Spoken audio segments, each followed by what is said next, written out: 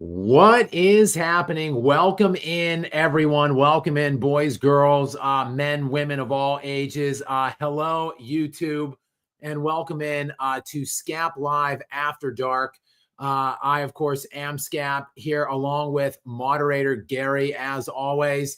And we're just here unpacking Eastern Conference Finals game one. I'm sorry, game four. Game one is still kind of percolating in my mind because to me, that's when the series shifted substantially when the Knicks blew that massive lead, 14-point lead with mere minutes remaining, 2.5 minutes to go in the fourth. To me, that really altered the course, the trajectory of this series. I thought it flip-flopped from a Knicks series to a Pacers series at that point. And look, if it were not for the Pacers choking away their own 20-point lead last game, this would be we'd be looking at a sweep right now. The Pacers would have ended the series tidily in 4 tonight had that last game not occurred for the Pacers. But, sorting it all out now, it is the Pacers basically in command most of the night. Not a crazy differential. There wasn't like a massive margin really for either team throughout the course of this one. But the Pacers kind of soundly and firmly controlled the action, I think, throughout the majority of this game. They were up 10 multiple times. The Knicks, you never really got a sense we're going to have enough to get over the hump tonight. And ultimately, much of that is due to Tyrese Haliburton. I've got to be honest with you. This kid, Tyrese Haliburton, kind of an enigma to me to this point of his NBA career. Not sure what exactly to make of him. He's made a couple all-star appearances. He is actually back-to-back all-NBA third-team selections now for last year and this year. I think he was kind of a fringe all-NBA team performer, maybe like somewhere between the 15 to 20, in the current landscape of the NBA. But tonight's game, this game right here, at least for my money, we might be kind of, catapulting Tyrese Haliburton into superstar range now. I think he goes from, an elite NBA player, like a perennial all-star caliber player, to a potential NBA superstar, especially this game on this stage with these stakes. They're at home in a game I think ultimately they have to win after, stealing that first game, winning game 2. You've essentially won the series, in my opinion, by going up 2-0 in New York. They then blow game 3, as I mentioned. They blow a 20-point lead in game 3. They got outscored by 16 points in game 3. And this was a game that Indiana had to have, or else risk blowing the series in their own right. Like the Knicks had already blown the series, I thought, in game 1. And then had the Pacers came back and lost tonight after choking away game 3, I think we would have seen a second choked away series. It would have, I thought, the momentum would have shifted back to New York then in a 2-2 split with 2 of the games coming in New York. So this was a had-to-have-it game for Indiana.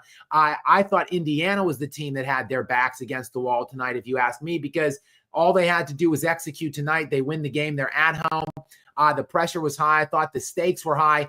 And the Knicks, look, they were there all game. Indiana never really gained massive separation, as I said. But the reason that the Pacers just always seemed to keep like firm and steady control was because of the megawatt superstar creating performance by Tyrese Haliburton. My goodness, this is a historic game. I know people out there on my channel, people that follow me, primarily follow me and expect me to at all costs denigrate today's product, cheapen everything that I'm seeing today. And I do a fair bit of that, because there's no doubt that it's easier to accumulate stats now than it was in like the 15 years that preceded this 5-year span we've seen between 2020 and now. But looking still, there are still exceptional things going on in today's NBA. One of them, the most recent example, is Tyrese Haliburton's game tonight. I mean, look at this freaking stat line in 38 minutes. 32 points on 11 of 23 from the field, 5 of 12 from the three-point line, and a triple-double, 15 assists. to complement the 32 points. And this is a small, slender guy. He had 12 rebounds as well. He substantially led the team in rebounds. The next highest rebounding total for the Indiana Pacers tonight was Pascal Siakam with 5.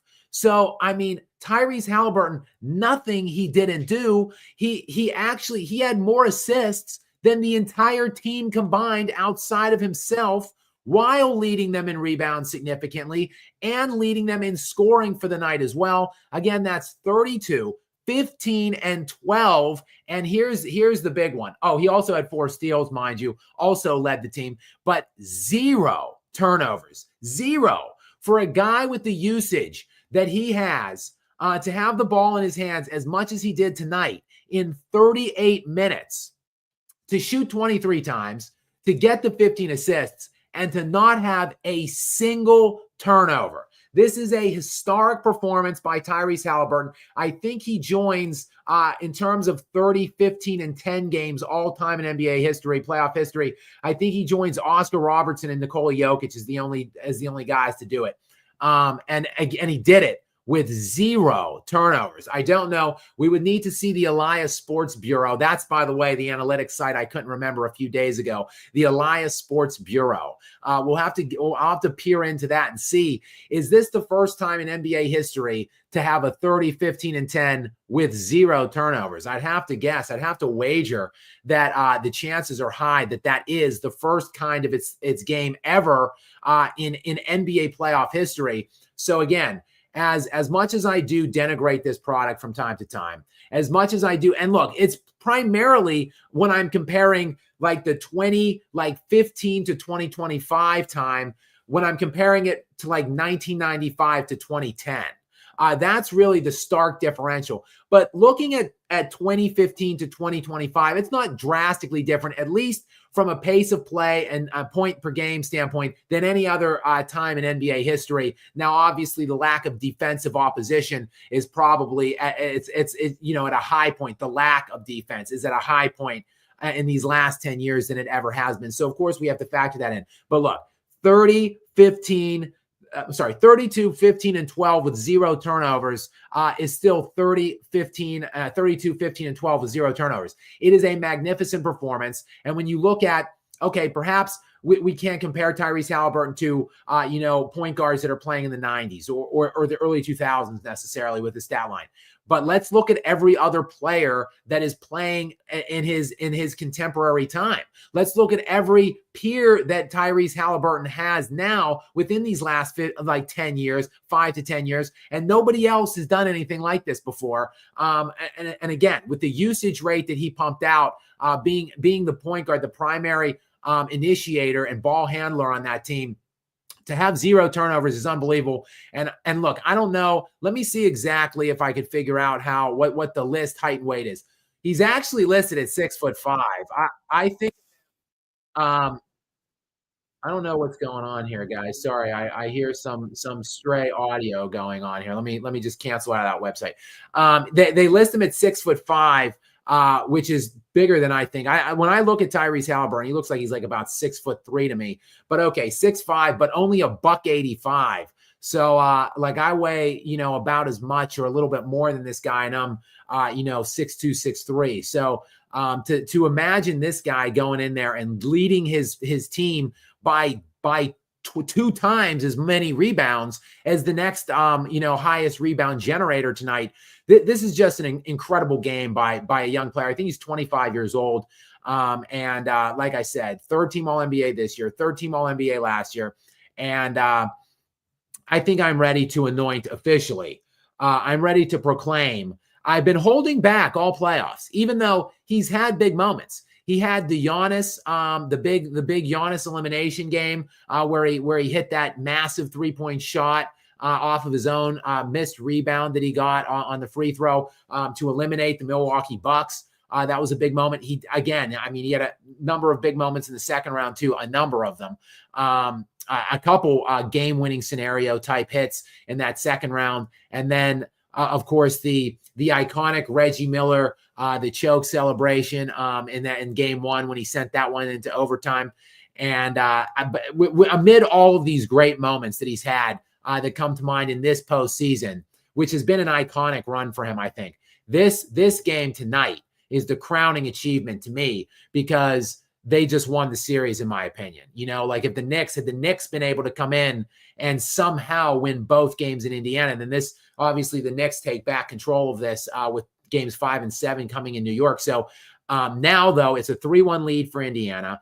All time in NBA history, as we know, as I've double checked from last night, 283-13 is the record all time for teams that take a 3-1 lead. So it's about a 96% win probability that these Indiana Pacers will now be heading back to the NBA Finals, their first appearance since 2000, when they lost to the Shaq and Kobe tandem in that what was their first NBA championship ultimately.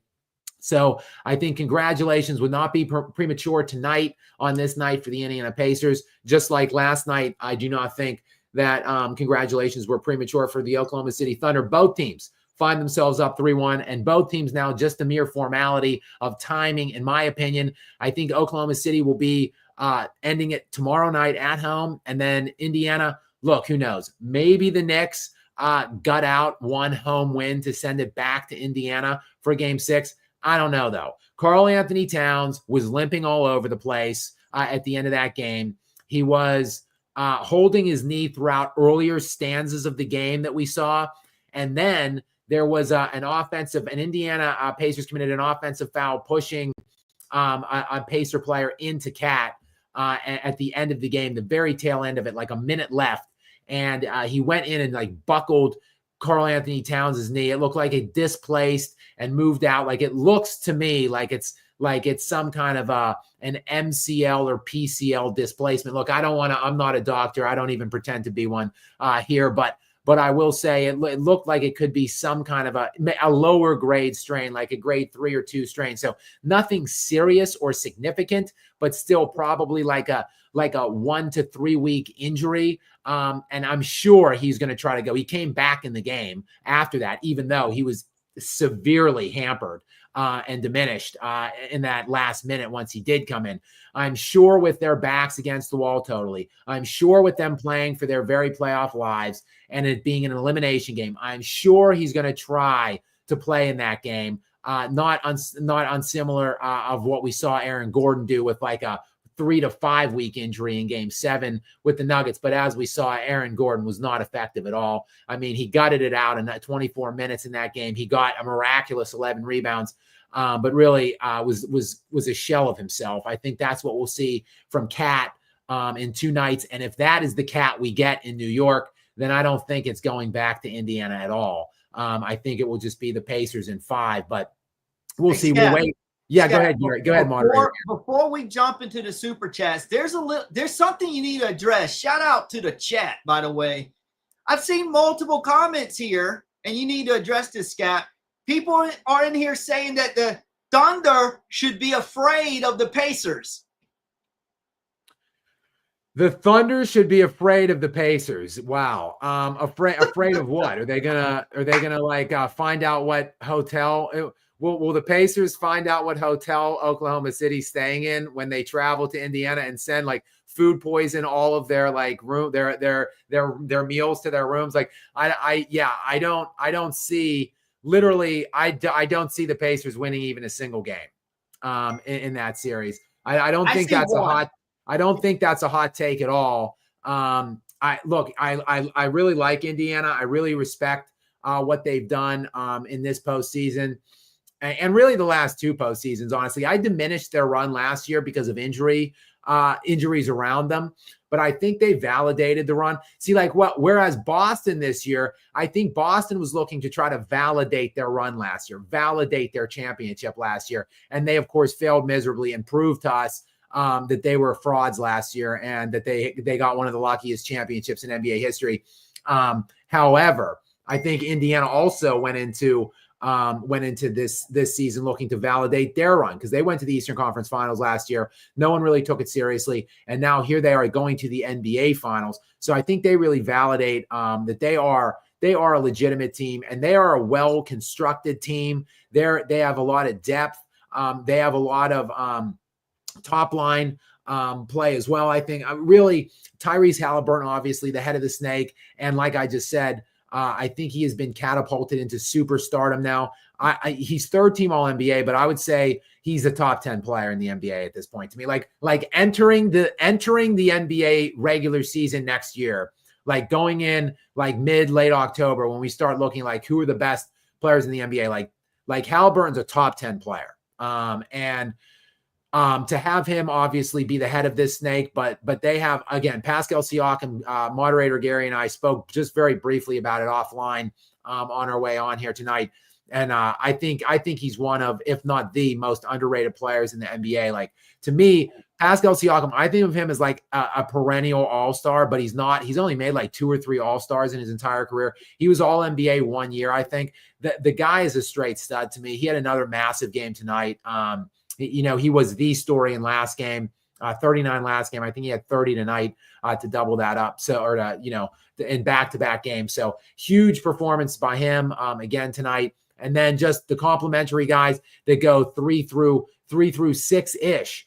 A very well built team here. But look, I think in order to compete with Oklahoma City, forget about beating them. To even compete, you have to have either a defensive mindset and elite defensive caliber pieces, or you have to just sell out totally, like go all out and like just give everything you have defensively in every game to just try to neutralize what they do. There's not many teams, quite frankly, that are built like that in the NBA today. I think Minnesota is the closest thing to that has a similar identity. They have similar offensive firepower, a similar top 10 player with Ant-Man. Like, they're the closest thing, I think, to Oklahoma City, and they're getting waxed right now. They're going to lose in 5. And then when you look at Denver, who was lousy defensively all season long, 18th ranked defense, 18th net rated defense all season long for the Denver Nuggets. But after they fired Malone and made the shift to Adelman, they really became more defensively minded, and they just played their guts out on defense throughout both rounds of the playoffs. They just played so hard against the Thunder defensively. Ultimately, it wasn't enough. It did get them to a game 7. But I just don't think the Pacers have the mindset. They don't have the pieces. They're not an elite built defensive team. This game was like 99-91 at the end of the third quarter or something. They just don't have the defensive cogs, nor do they have the mindset. The Indiana Pacers are a stereotypical, let's try to outscore you team. That has a 0% chance of working against the Oklahoma City Thunder. So they're going to have to get a really strong and harsh and abrupt makeover in terms of their approach and mentality in the whatever 3 or 4 days before that they'll have off at the end of this round and before the NBA finals start. Other than outside of that, like, I see no way the Pacers even win one game. Like, not even the one pride win in game 3 or 4 to stop from getting swept. I think it's just a complete sweep. Because look, Tyrese Haliburton, I just said, has been catapulted into superstar realm, but he ain't seen anything like what Oklahoma City has coming up for him. I can guarantee you that. Lou Dort, Jalen Williams, Alex Caruso. I don't even have to mention SGA on his own team. Like, SGA on a non-stacked, massively loaded, like one of the best built teams I've ever seen team. Like, SGA is the best defensive player on many other teams in the NBA. Many others. If SGA were a standalone player on like just an average team, he'd be an all-NBA defender, in my opinion. He's like the 6th best defensive player on his team right now. So like, just to think about all of the pieces that they have the ability to throw at a guard like Tyrese Haliburton. Good luck. The kid, like I said, he's a superstar, I think, now at this point. I think he's a top 10 player in the NBA now.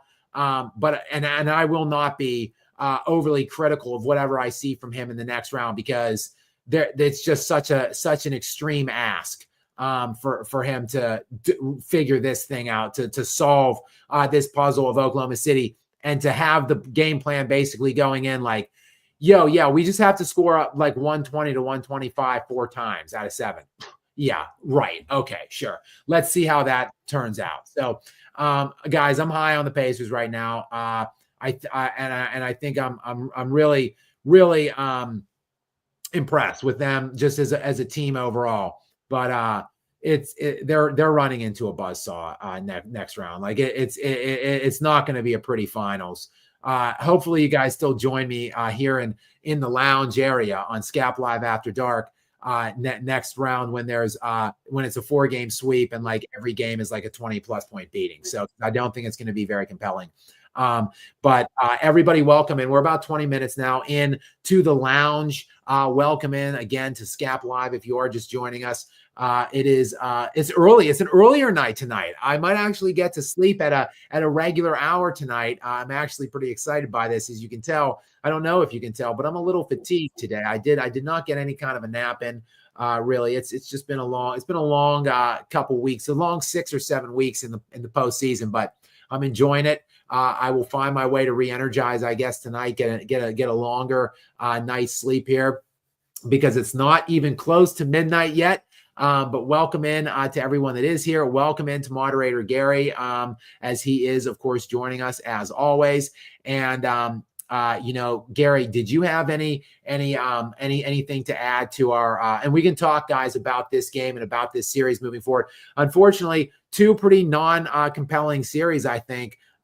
Here that we got in the East and West finals. It's like I said, 3-1 for both sides. Now the Knicks, unlike on the West side, like it's not only is it 3-1 Oklahoma City, but they have 2 of the 3 remaining games in Oklahoma City. The Knicks actually have 2 of the remaining 3 games at home in this one. So if they could try, the Knicks obviously have to try to find a way to go get one at home. And we'll wait to see what the imaging results look like tomorrow on Karl Anthony Towns' knee. See what I think it's his left knee. It buckled pretty severely, and it went like to the side. Like it didn't get hit on the front and pushed back, like maybe just a mild hyperextension. Like the structurality of the knee looked like it was in doubt. When he got hit on the kind of like the side and it pushed in, like it's just not good. It looks like some kind of a MCL, maybe PCL sprain or something like that. Again, I'm not a doctor. I don't pretend to be, but I have been watching sports of all kind, primarily the NBA and the NFL for about 30 years now. So I see a lot of these injuries. That smells to me like about a 1 to 3 week injury, and they have 1 day to get that thing ready. So we'll wait and hang on the news about his knee tomorrow. I do expect him to play regardless, but how limited he is will likely dictate whether or not the Knicks are going to be able to get this one back to Indiana. Right now, just letting the whole thing wash over me, just on feel alone, I think the Pacers are going to end it in New York. I think they will. I think the Knicks will not be getting that Game 5 win. I think that the Pacers are just gonna win in 5, as I think the Thunder will too. And then we'll have the NBA Finals set for probably about a week. It will probably be about 5-6 days off with no games whatsoever at that point, if both of these series culminate in 5. So, we'll have to keep an eye on that. Keep an eye on Karl Anthony Towns' knee. But hypothetically speaking, where I was going with this, if the Knicks are able to get a win, squeeze that win out in the Garden, then really, if you're the team, the upper seeded team that is down 3-1, you really, of course, you just take it 1 game, at a time, as the old sports saying goes, the old cliche goes, 1 game at a time. But ultimately, you're just thinking like, we have 2 home games. We just got to find a way to win the middle game, the middle road game. But again, that's going to be easier said than done. The Indiana Pacers this looks like a pretty evenly matched 2 teams. If not, to me, the Pacers have looked to be the better team when I look at the collection of all 4 games. So, I mean, if we're saying maybe an evenly matched series or possibly slight edge to the Pacers, well, now you're telling me that they're going to have to lose 3 straight games. It ain't going to happen. So just like with the West, it is just but a matter of time. And I think we're going to be all set to roll. here, and it's going to be Oklahoma City and Indiana in short order, probably. I think within the next 2 days. So that being Wednesday, right? It's Tuesday. So Wednesday and Thursday, I think will be set. And then Gary, I don't know when the NBA finals begin. I think it's June 6th, if I remember correctly. June 6th? Yeah, I'll confirm that, but I believe that's what I saw. Holy cow, June 6th. So so if the game ends, if tomorrow is the last game in the West, and then if the Pacers do win on Thursday, that would be the 29th. This is a 31 day month. So we're talking 8 days off from the end of the conference finals to the start of the NBA finals. What a nightmare for the NBA. June 5th, it says series. It says June 8th is game 2 and series starts 6-5. So June 5th.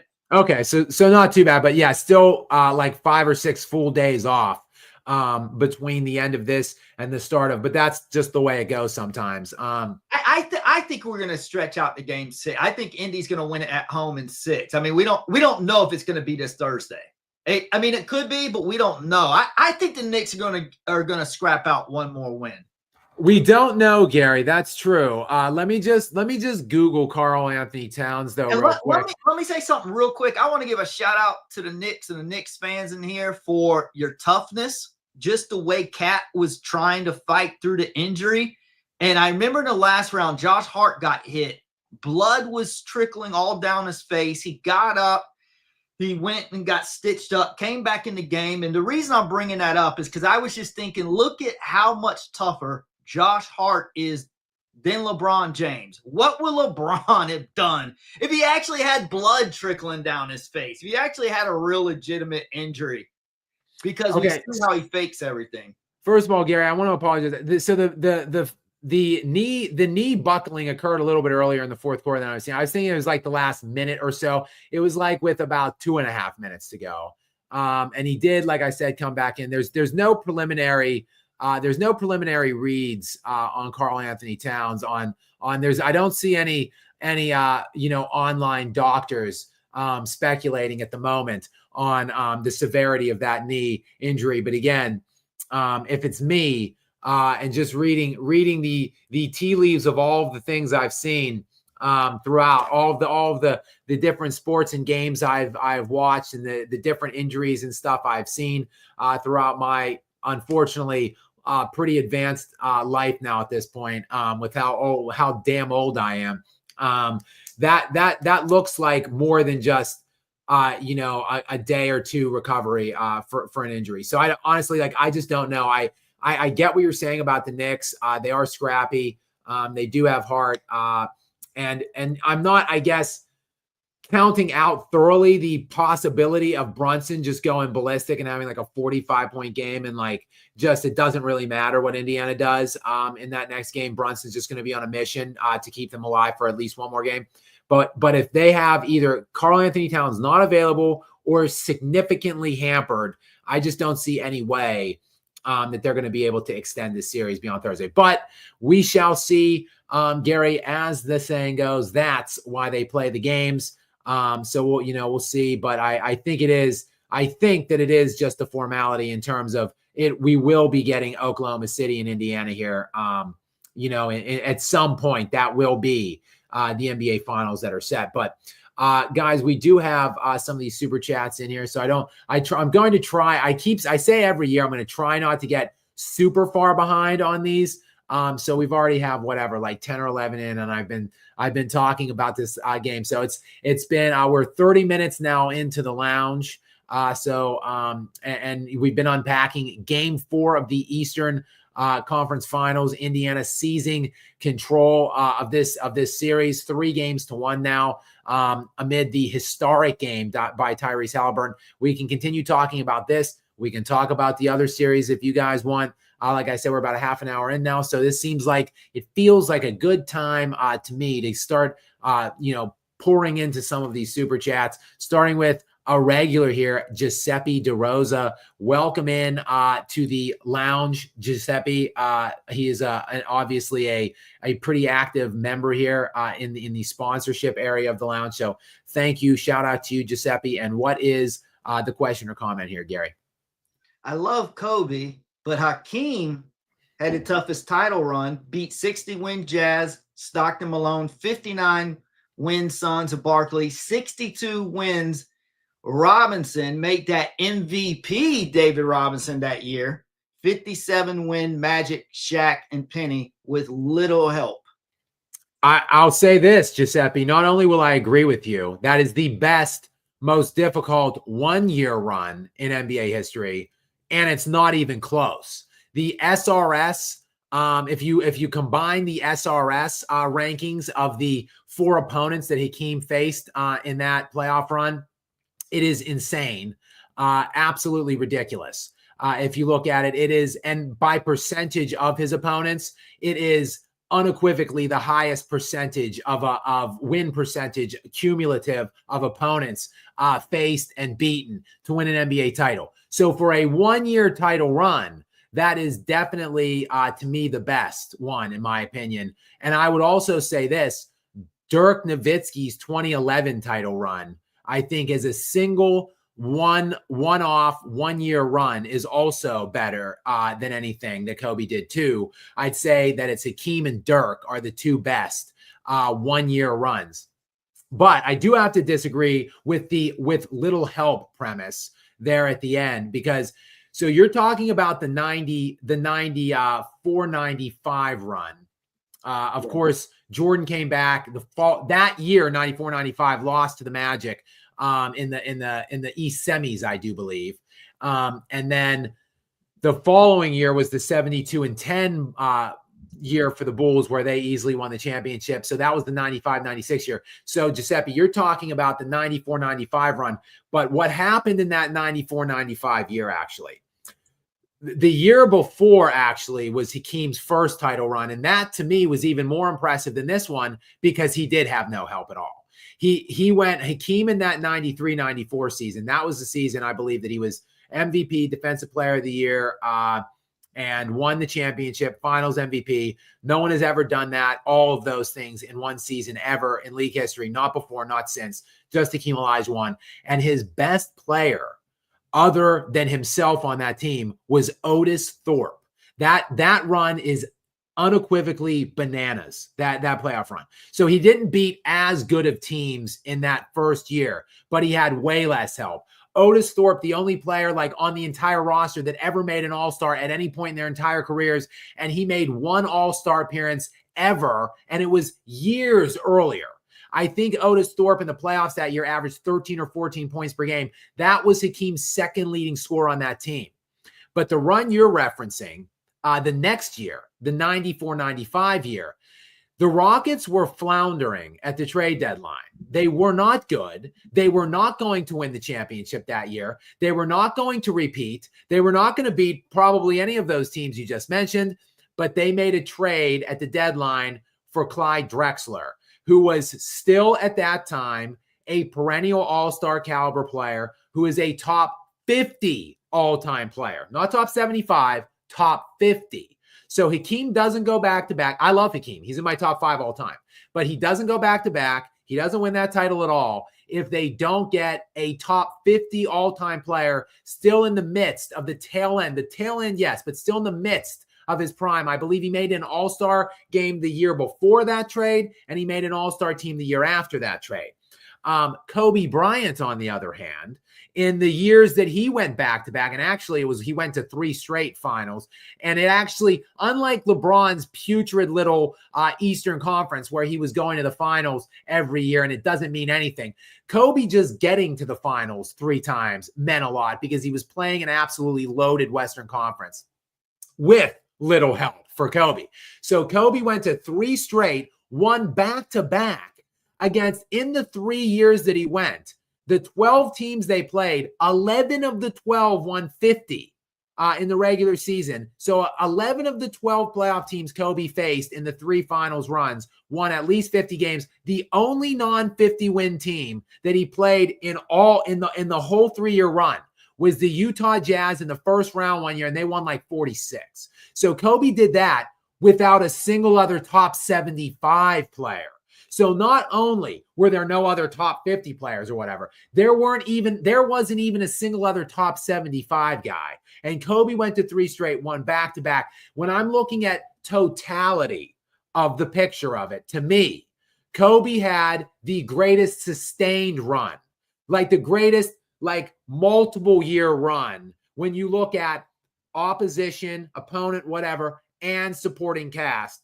I'd say Kobe just slightly edges Hakeem's 94-95 run. But listen, it is tight. It is close. And there's a reason why I have Hakeem 5 all-time on my list, and I'm considering moving him up to 4, actually, to get him on my Mount Rushmore. So this is not this is not me slandering the great Dream.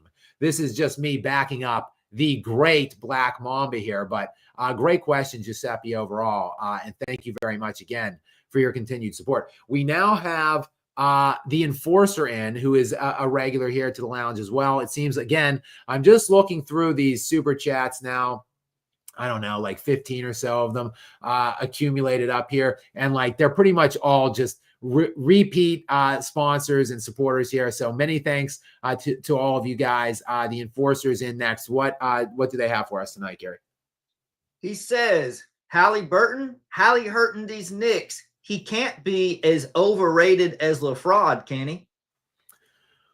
Well, I mean, LeBron is still talked about in circles like he's the best player in the NBA today. So Tyrese Haliburton, I don't even think is talked about as a top 10 player at this point. He's not. I don't think he's really considered a top 10 player. But LeBron is, people talk about LeBron still with the reverence that he's a top player overall, a top 2 or 3 player. Kenny the Jet Smith, moron that he is, who is a professional basketball analyst, who I don't even want to venture a guess as to what his annual salary is to do that. But going into this season, at the start of the year, Kenny Smith had LeBron James as, I think, the number 2 player in the league still, behind Giannis Antetokounmpo. That's it. So he had him above Nikola Jokic and Shai Gilgeous-Alexander. And then I want to say that the ESPN rank list this year had LeBron at 5 or 6 league-wide. And then, Haliburton is probably, I think a lot of people say he's the overrated one.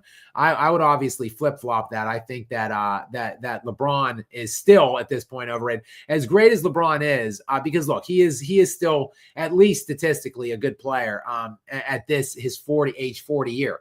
But I'd say he's obviously overrated, specifically when you look at his plus minus, his on-off, his impact on winning games and stuff.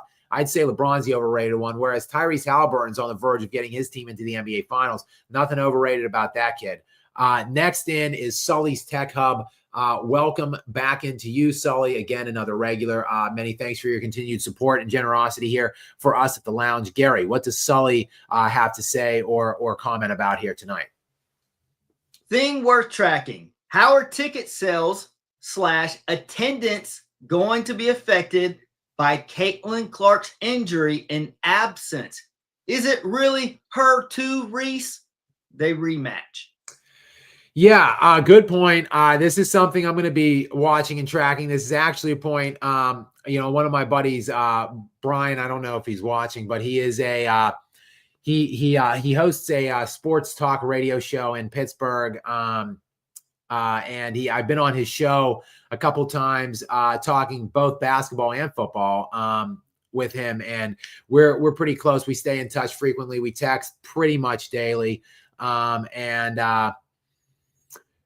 actually texted me earlier today and said, let's see how the ratings look for the next 2 weeks with Caitlin Clark's injury. So I think that is going to be interesting. I don't know how readily available those metrics are going to be. Some of these things are difficult to find.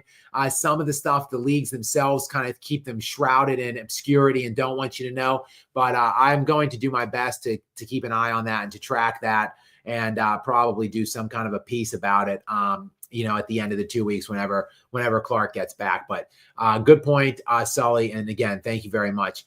Next, we've got Steph back in here. Steph, again, another regular. Steph, welcome back. And Gary, what does Steph have us for tonight? Curry should have been getting that 5th ring by now. Well, I don't know. I mean, he's had opportunities, I think. If Kevin Durant didn't rupture his Achilles and Klay Thompson didn't tear his ACL, they would have probably had the 5th already, of course. And then who knows? It was never going to happen this year. I think. Oh, everyone! Luna just broke through the door, so my little assistant is in to check in on us. Luna. GM's there. I don't know if you could see her little head there at the bottom of the screen, but yeah, she's just going to keep an eye and make sure the show runs smoothly here in the lounge. But yes, I don't think it would have happened for them this year, even if Steph didn't get hurt. I do think, though, that Minnesota Timberwolves series would have been interesting. I think maybe the Warriors would have won that series, actually, had Curry not gotten hurt. They were up 1-0, and they were dominating the Timberwolves when Curry got hurt. Then he missed the next 4 games. They lost all 4. But some of them were close. Like 2 of those games were close even without him. So I think they likely would have been in the Western Conference Finals, but I think they would have lost in 4 or 5 to the Thunder. So I don't think it would have been happening this year. And now with the Thunder, look, I've talked about the Thunder in excess about how good they are, how well positioned they are to be, a repeat winner, a multiple-time champion, a dynasty, if you will. So I just don't personally see Steph Curry winning another one with this current construct.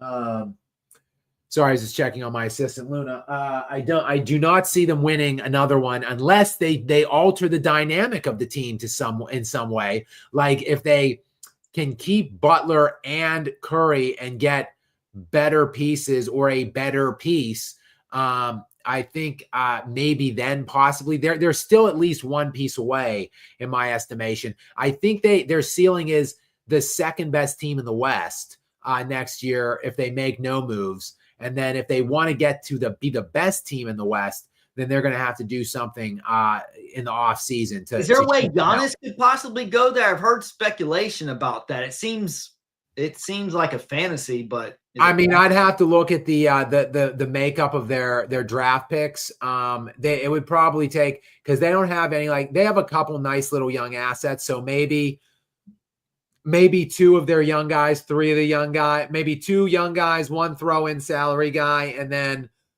like 4 or 5 first-round picks possibly. Maybe, I don't know.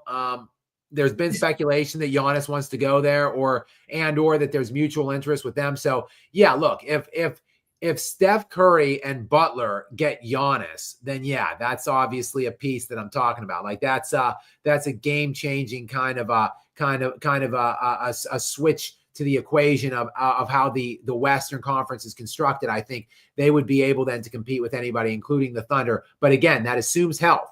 Butler and Curry are both in their mid-30s, upper 30s. I think Curry turns 37 next year. And Giannis was extremely durable for the first 10, 11 years of his career, but he's broken down both the last 2 years kind of, and he's only 31, but he's entering his 13th season. So who knows if he can stay healthy too for a whole year. So there's a lot of ifs still attached to that, even if they get that move. Yeah, go ahead, Gary. What about if Golden State offered him, we'll give you our first round pick until 2040? Is a team allowed to offer that many first round picks? There's not a limit, is there? Not that I know of. I don't think so. I mean, we will see whoever gets Giannis. We will see, I think, at least 4 or 5 picks, like good picks. So, I don't, and I hope I hope that Nico Harrison and Dallas will be paying attention to that, and they get a look at what they should have gotten back in place of Luka Doncic. Would you do that if you're Milwaukee? Okay, we'll give you Giannis if we get your first round picks every year until 2040. I don't know. I think I would. I don't know. I still think I would want some kind of young assets attached to it if I'm Milwaukee, but I don't know. And I think, look, there's teams that possess like there. I see things or I hear people talk about or ask me about like KD to the Nuggets because everyone knows I'm a Nuggets fan, and I've talked about that multiple times about how I really don't like that move, just in and of itself on the surface. But like, how are the Nuggets going to make the move? Like, they don't have any good draft picks to attach, and they're essentially going to be trying to make they're basically going to try to turn Michael Porter Jr. into Kevin Durant. Like, why would the Suns do that? Like, there's just so many teams that could offer them better things. So like, that's look, I get it that it's human nature of people who are fans of teams to do it. Like every LeBron fan and Laker fans, like, ooh, how can the Lakers get Giannis? Well, they can't. Like they realistically, like they just don't have enough to make that deal happen. So, I mean, I think there's only just a handful of teams that like realistically present a benefit to Milwaukee to make that move. So, I still think I did not look at the latest updated odds on what Vegas thinks are Giannis's most likely landing spots. But like Milwaukee was still number one last I checked. So like there's at least still, I think, some industry optimism, if you will, that Milwaukee might be able to retain Giannis or might have no choice but to retain him because they're not going to be Dallas and take like a penny on the dollar. Next, we've got Lester's Banana, who is, of course, a regular and is also obsessed with bananas. He somehow coaxed me into, I'm not even a Pacers fan. I'm not even like rooting for them, but he has somehow coaxed me. He has broken me down with his continued requests for me to eat a banana on the live stream. So if the Pacers get to the finals, I have promised him I will eat a banana on the live stream. He is now, I think he is propositioning me with another banana proposition if they win. Gary, go ahead and read Lester's comment here. One win away from banana. If Pacers win, eat another banana. Well, I have some advice, Skap. Okay. If they win against the Knicks, which it appears they definitely will, you eat this banana, yes. But here's what you do. We're going to do a Seinfeld Snickers. You're going to cut it up into pieces, and you're going to eat it from a fork. Now, if they beat the Thunder, then you'll eat the banana whole. Because what's going to happen is if he's setting you up here, because if you eat a banana the way he wants, you are going to become an internet meme. You know, you've got enemies out here. LeBron stands will plaster that everywhere. You never agreed to eat it the way he propositioned at the beginning. So you don't go full banana, is what you're saying? No, but if the Pacers upset the Thunder, then you will, and you'll live with getting memed, and you will deserve to get memed for saying it's impossible for the Pacers to beat the Thunder. So basically, you know what? Internet meme me if the Pacers upset the Thunder. Because all right, I'll give this some consideration, Gary. I'll sleep on this, Lester, between now and Thursday, and we'll see what Karl Anthony Towns. He's already complaining. He's like, "Why slice the banana?" LOL. Yeah, because he knows that he's trying to set you up. See, that's why you have me. I am your advisor, and all right, so I'll sleep on this. Look, if the Pacers win the NBA championship, I'll do like the first half an hour with a banana, with what, the glasses with the banana nose. I'll do like the first 30 minutes, like wearing a banana nose or something and eat a banana. If the Pacers beat the Oklahoma City Thunder in the NBA champ, maybe not 30 minutes. I will do like the first 10 minutes. Well, I'll do my 10-minute lead in. Then the second 10 minutes, I'll wear the banana nose disguise, which was, of course, made popular in the Eddie Murphy smash box office hit Beverly Hills Cops 1 in 1984 when Eddie Murphy evades the police his police tail by putting a banana in their tailpipe. Then the other police officers that work with Billy, Rosewood, and Taggart give them the banana disguise, the glasses with the banana nose. I will wear that for like 10 minutes in the front end of my Skap Live After Dark session if the Indiana Pacers win the NBA championship while eating a banana. Okay, Lester? Because that ain't going to happen. But thank you for your continued support of the show and also your obsession of bananas. We have R. Chesser in next, who is, again, predictably a regular, as there are so many of them here. What does R. Chesser have for us tonight? Indiana balled out tonight, Skap. Thank you, as always, for your lives. These lounges are bomb. Do you think it ends at the Garden or it ends in 6? Yeah, we've kind of been talking about that. First of all, thank you for your continued support here of me in the lounge. And I really do appreciate that. Your kind words, just your kind words and your viewership. And then you obviously are consistently donating to us too. So thank you. And I appreciate that you and others are obviously enjoying them. I think it's going to end. We spoke earlier again. I always get behind on these. I'm about a half an hour behind on this one. So I kind of have talked about it a couple of times. I think it depends almost fully on Karl Anthony Towns' health and availability with what looked to be a fairly gnarly knee injury in the waning moments of the fourth tonight. If he is available, I think he's going to play no matter what. So, but if he is unimpacted by that knee injury or is fairly close to 100%, I think the Knicks probably get it back into Indiana, and Indiana will win it in 6. But if Karl Anthony Towns is hampered substantially and not himself in the game that will be played on Thursday in the Garden, I think the Pacers are going to go in there and close the series out. And just reading the tea leaves as a 30+ year fan of sports and watching all these injuries and stuff, like it looked to me like he's not going to be right, remotely right on Thursday. So I actually am kind of favoring the Pacers. Actually, I'd like to see what the line is there. I'm preliminarily favoring the Pacers, but I always, because I am a former degenerate gambler, I do like to see what Vegas thinks. So let me see. Actually, New York, 4.5 point open. They're favored by 4.5 to stave off elimination in the Garden. I think, though, if some negative words come out tomorrow or report comes out about the structurality of that knee for Cat, I think that's going to shift that line fairly significantly. So keep an eye on that. But Art Chesser, again, thank you very much. Next, we've got back-to-back in for our girl Stephanie. Stephanie, hello. Welcome to you. Yet again, another regular here in the lounge area. Stephanie, I appreciate you very much. And she has graciously and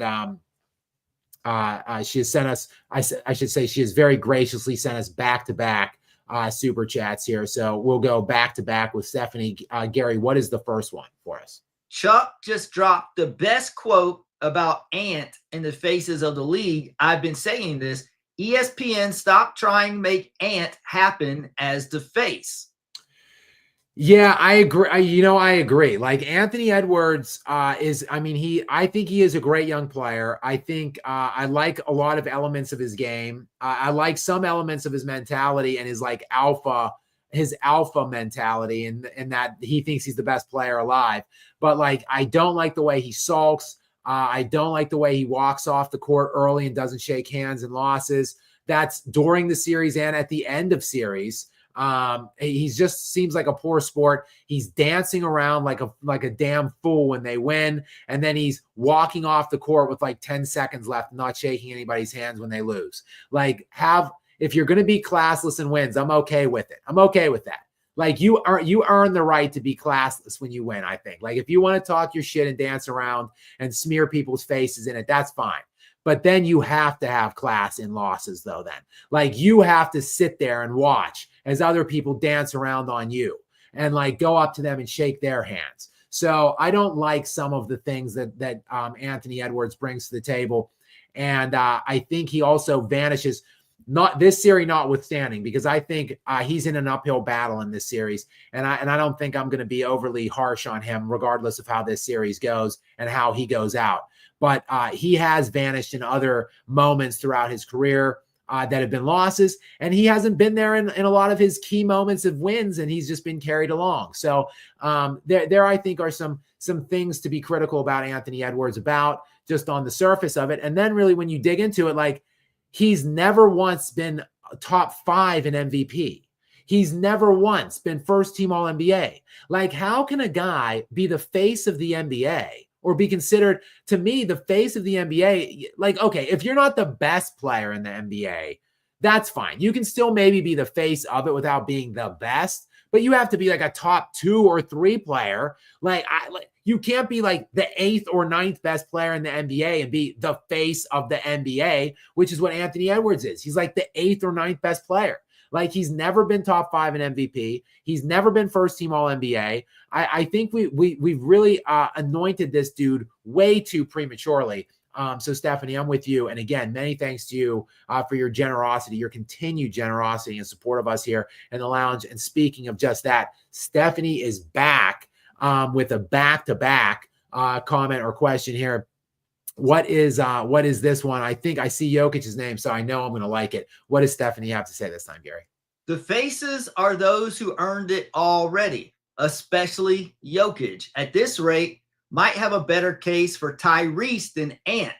LOL, overrate that. Yeah, no, I totally agree. I think at this point, like, okay, there is some differential in terms of Tyrese Haliburton's in the East and Anthony Edwards is in the West. But the fact that Haliburton is going to get into the NBA Finals presumptively this year, and look, he's just the floor general too. He makes his team so much better. I think he is a floor riser. Like, he brings people to the ball, multiple defenders to the ball, and then he makes right plays. He gets his teammates in positions and situations to excel. Anthony Edwards is more of a soloist, in my opinion. He's more of an isolationist. He needs to expand his game to some degree to be able to elevate those around him. I think he has a better team than Tyrese Haliburton, but Tyrese Haliburton is doing more with less because he just can elevate those around him. And I don't think that Anthony Edwards can do that yet. And that's with the fact that Tyrese Haliburton seems to be, a riser at the end of games. He's a very clutch performer at the ends. Anthony Edwards still, like, in big moments, hasn't necessarily shown that yet. So, I don't think saying Tyrese Haliburton above Anthony Edwards at this point is an outlandish, crazy take. Haliburton plays below the rim to some degree, and Anthony Edwards it produces these high-flying, incredible moments and viral dunk opportunities. So, like, I understand the appeal or like the marketability that brings to the table. So I understand it, but I'm totally with you, Stephanie. And of course, the first premise here of your comment, of course, I am totally with you on that too. I think, to me, the 2 best players in the NBA now and that have been since 2020, and to me it's really not close. Like, yes, SGA is encroaching on that. I think SGA would be third. I thought there was a real conversation at the end of last year to discuss the 3 spot between SGA and Luka. Like, I think Luka was probably and SGA were like neck and neck for the 3 spot last year. Now I think you can say, with the way this year went, with Luka not in the best of shape, missing some substantial portion of the year, and SGA winning the MVP, getting into the NBA championship and winning the finals, I think we're going to be able to say, yes, definitively SGA over Luka, SGA definitively number 3, and maybe closing in on number 2, maybe. But to me, the best 2 players still right now in the world have been the best 2 players in the world since 2020, and it's not changed yet. So it's 5-6 straight years of Nikola Jokic and Giannis Antetokounmpo. And they're not sexy. No one's talking them up. The league isn't endorsing them. None of the media outlets are pushing them, but they are by far the 2 best players in the NBA still, to me, to this point. And like SGA, maybe he's getting into that stratosphere with at least Giannis. I think there's a long way to go for anybody to get near Nikola Jokic. But again, that's just my thoughts on that. But everybody pretty much knows that about me. Next in, we've got Art Chesser. Welcome back into you. Gary, what does Art Chesser have for us tonight? Indiana versus Denver. If it happened, who wins and how many games? Well, I mean, do you think this is a typo? Did Art Chesser maybe mean Indiana versus OKC? I mean, I'll just talk about. No, he was saying hypothetically, had Denver made it to the finals against these Pacers, how do you think it would go? I think the Nuggets would have won in 7. I think it would have been a really intriguing, really high scoring series. I think it would have been a who can outscore who kind of a series, which is exactly the way Indiana plays. But quite frankly, that's how Denver wants to play. They weren't able to play that way in the 2 rounds that we saw them because they played superior, hellacious defensive teams in the Clippers and the Thunder. So they had to muck it up, get in the trenches, mire it up, and like play gritty, sellout defense and kind of to the detriment of their offense. But that's not how Denver wants to play. They want to play. They want to score 120, 130 every game. And I think Indiana and Denver were like 2 of the 3 top net rated offenses in the NBA this year. I think that would have been a really fun, really intriguing series. I think Haliburton and Jokic would have just both put on like clinics and been just historic with their statistical outputs. I think ultimately Game 7 at Denver at altitude. I think Denver would have won that in 7. So, but that's not to say. Look, I think had they beaten the Thunder, had they found a way in Game 7. Really, had they found a way to hold on in Game 5, then close it out in Game 6 at home, I think they would have beat Minnesota, but there's no guarantees to that. Minnesota very easily could have beaten Denver. So there's really no knowing if it would have been. I think had Denver got through the Thunder, they would have won the title, but that's just speculative because Minnesota is a terrible matchup for Denver as well. But yes, I think had it been Indy Denver, that would have been a fun ass series to watch.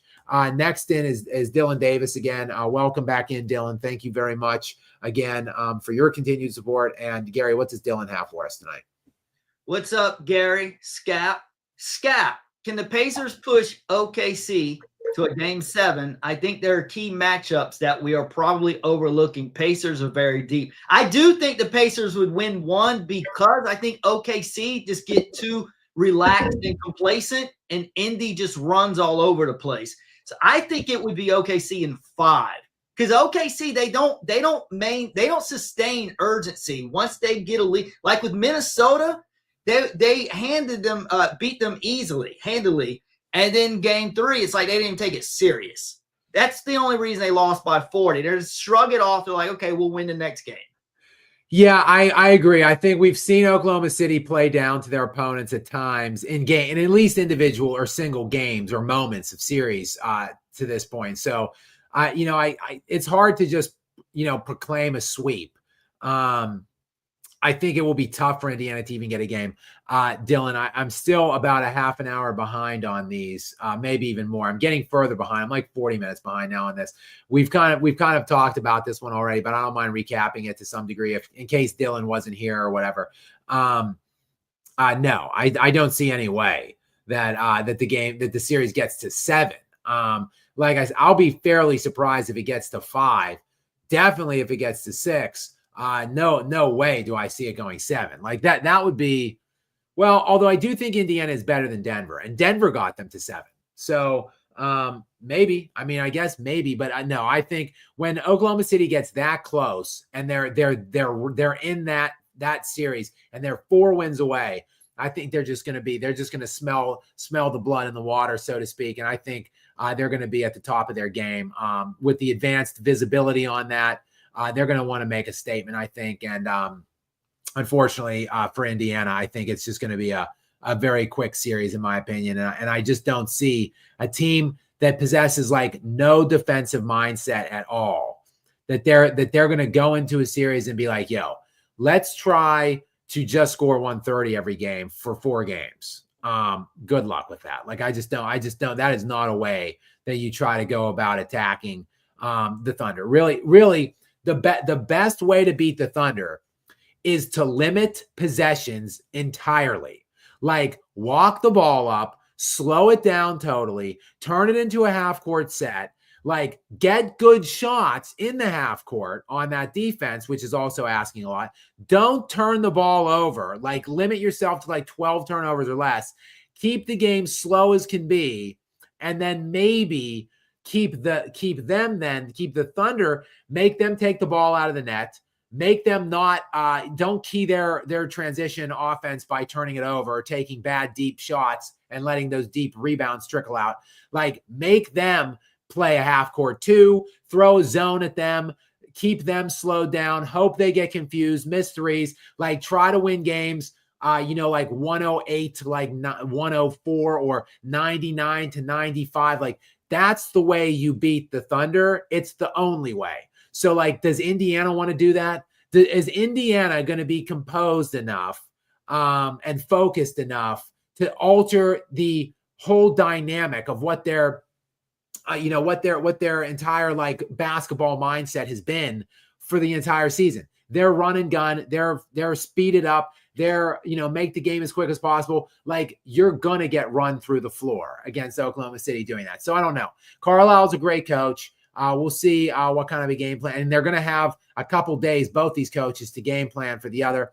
So we'll see what they come out with in game 1. But I just don't think Indiana is going to be able to stick to the gameplay that it requires to compete with this team. But we'll see. I've been wrong before, but not to the degree where I've been building Oklahoma City all year long. I've been talking about them being dynastic all year long. I've been saying since September they were going to easily win the championship. I can't see them getting into a series with the Pacers and them just falling apart in that series against that team. Like that would be truly shocking to me. Next in is Lightspeed. Again, another regular Lightspeed. What do you have, Gary? What does Lightspeed have for us? Last chip for any of the 4 teams was OKC in 1979. Yep. And of course, he does not mean the Oklahoma City Thunder. He means the team that was the Oklahoma City Thunder before the Seattle Supersonics was the last team to win a championship of any of these. And that was before my lifetime. And I obviously am a self-admitted old person. I consistently tell you guys how old I am. And even with that admittance, that is before my time, a pretty good amount still before my time, actually, by a couple years. So it's crazy how long it's been for any of these teams. So at least we will be getting some fresh blood here, at least from a championship standpoint. And I should have checked this. I think this is going to be a new champion now for a 7th straight year. So like no repeat champions for 7 straight years, which is also crazy. You have to go back to the 70s for that. Like basically from the 80s, 90s, and 2000s, like it was just teams winning, back to back at least somewhere along the line, usually. Like at least at the most, like 3-4 years without a back-to-back team. So for this to be 7 straight years now going with no repeat champion, pretty crazy. But as I've been saying all year, that's coming to an end because Oklahoma City is going to win next year too. Sully is back in again. Sully, welcome back to the party, pal. What is it this time from Sully, Gary? If Hallie goes on to somehow win the trophy after being voted as the most overrated player, he will have a boost for MVP next season. For sure. Definitely. If the Pacers somehow beat the Thunder again, I've been saying over and over and over and over again, there's no chance that that's going to happen. But no, I agree with that for sure. I think he'll be top 3 probably in MVP odds next year to start the year if they somehow pull a miracle. And that would be, honestly, if the Pacers win the championship this year, that would be like one of the most unexpected, unforeseen things that I've ever seen. I said that about Denver too, and I believe that about Denver too, even though Nikola Jokic is so individually great, that team is so bad. But the differential between the Pacers and the Thunder is so stark to me that if they somehow beat them 4 times out of 7, barring some unforeseen set of injuries, that would be one of the craziest outcomes that I've ever seen in my life. We've got checking in from Serbia, my main man, Marco. What is up, Marco? Welcome back into the lounge. Thank you very much for being here and for continuing to support and sponsor us here in the lounge. Gary, what does Marco have for us all the way from Serbia tonight? What's up, guys? What do you think? Are there any teams which would take Porter Jr. or Murray for anything? For anything? I don't think so. Wouldn't surprise me if Denver bums don't make any trades. They, like you said, who's going to take Porter Jr. in that contract? No one. I mean, Marco, I'm as big of a Nuggets fan as anybody. I'm as big of a Jokic fan as anybody. This is just truly pitiful stuff. I mean, the team building around this guy has been so abysmal. And then not only that, again, Jamal Murray is their second best player on that team, or at least he should be at $50-ish million a year. He has missed 2 full playoff runs in 2 of Nikola Jokic's MVP seasons. So, he's just been totally derailed by injuries and inconsistencies by his supporting cast and just terrible team building all the way around. There's 4 or 5 of the worst contracts in the entire NBA on one team, on the Denver Nuggets, around Nikola Jokic. It is just a dreadful, helpless situation for me as a Nuggets fan looking on, and I'm certain for Nikola Jokic being the best player on earth and sitting there and looking at what he has around him. I think, look, the only hope, I would trade Michael Porter Jr., I don't know. I would take 2 bench players for Michael Porter Jr. I don't even want a starter or a top line guy back for him. But if you can just get 2 good defensive perimeter players that could make 30%, 35% of their threes that were athletic and could at least attack the rim out of double or triple teams on Jokic, I would take that.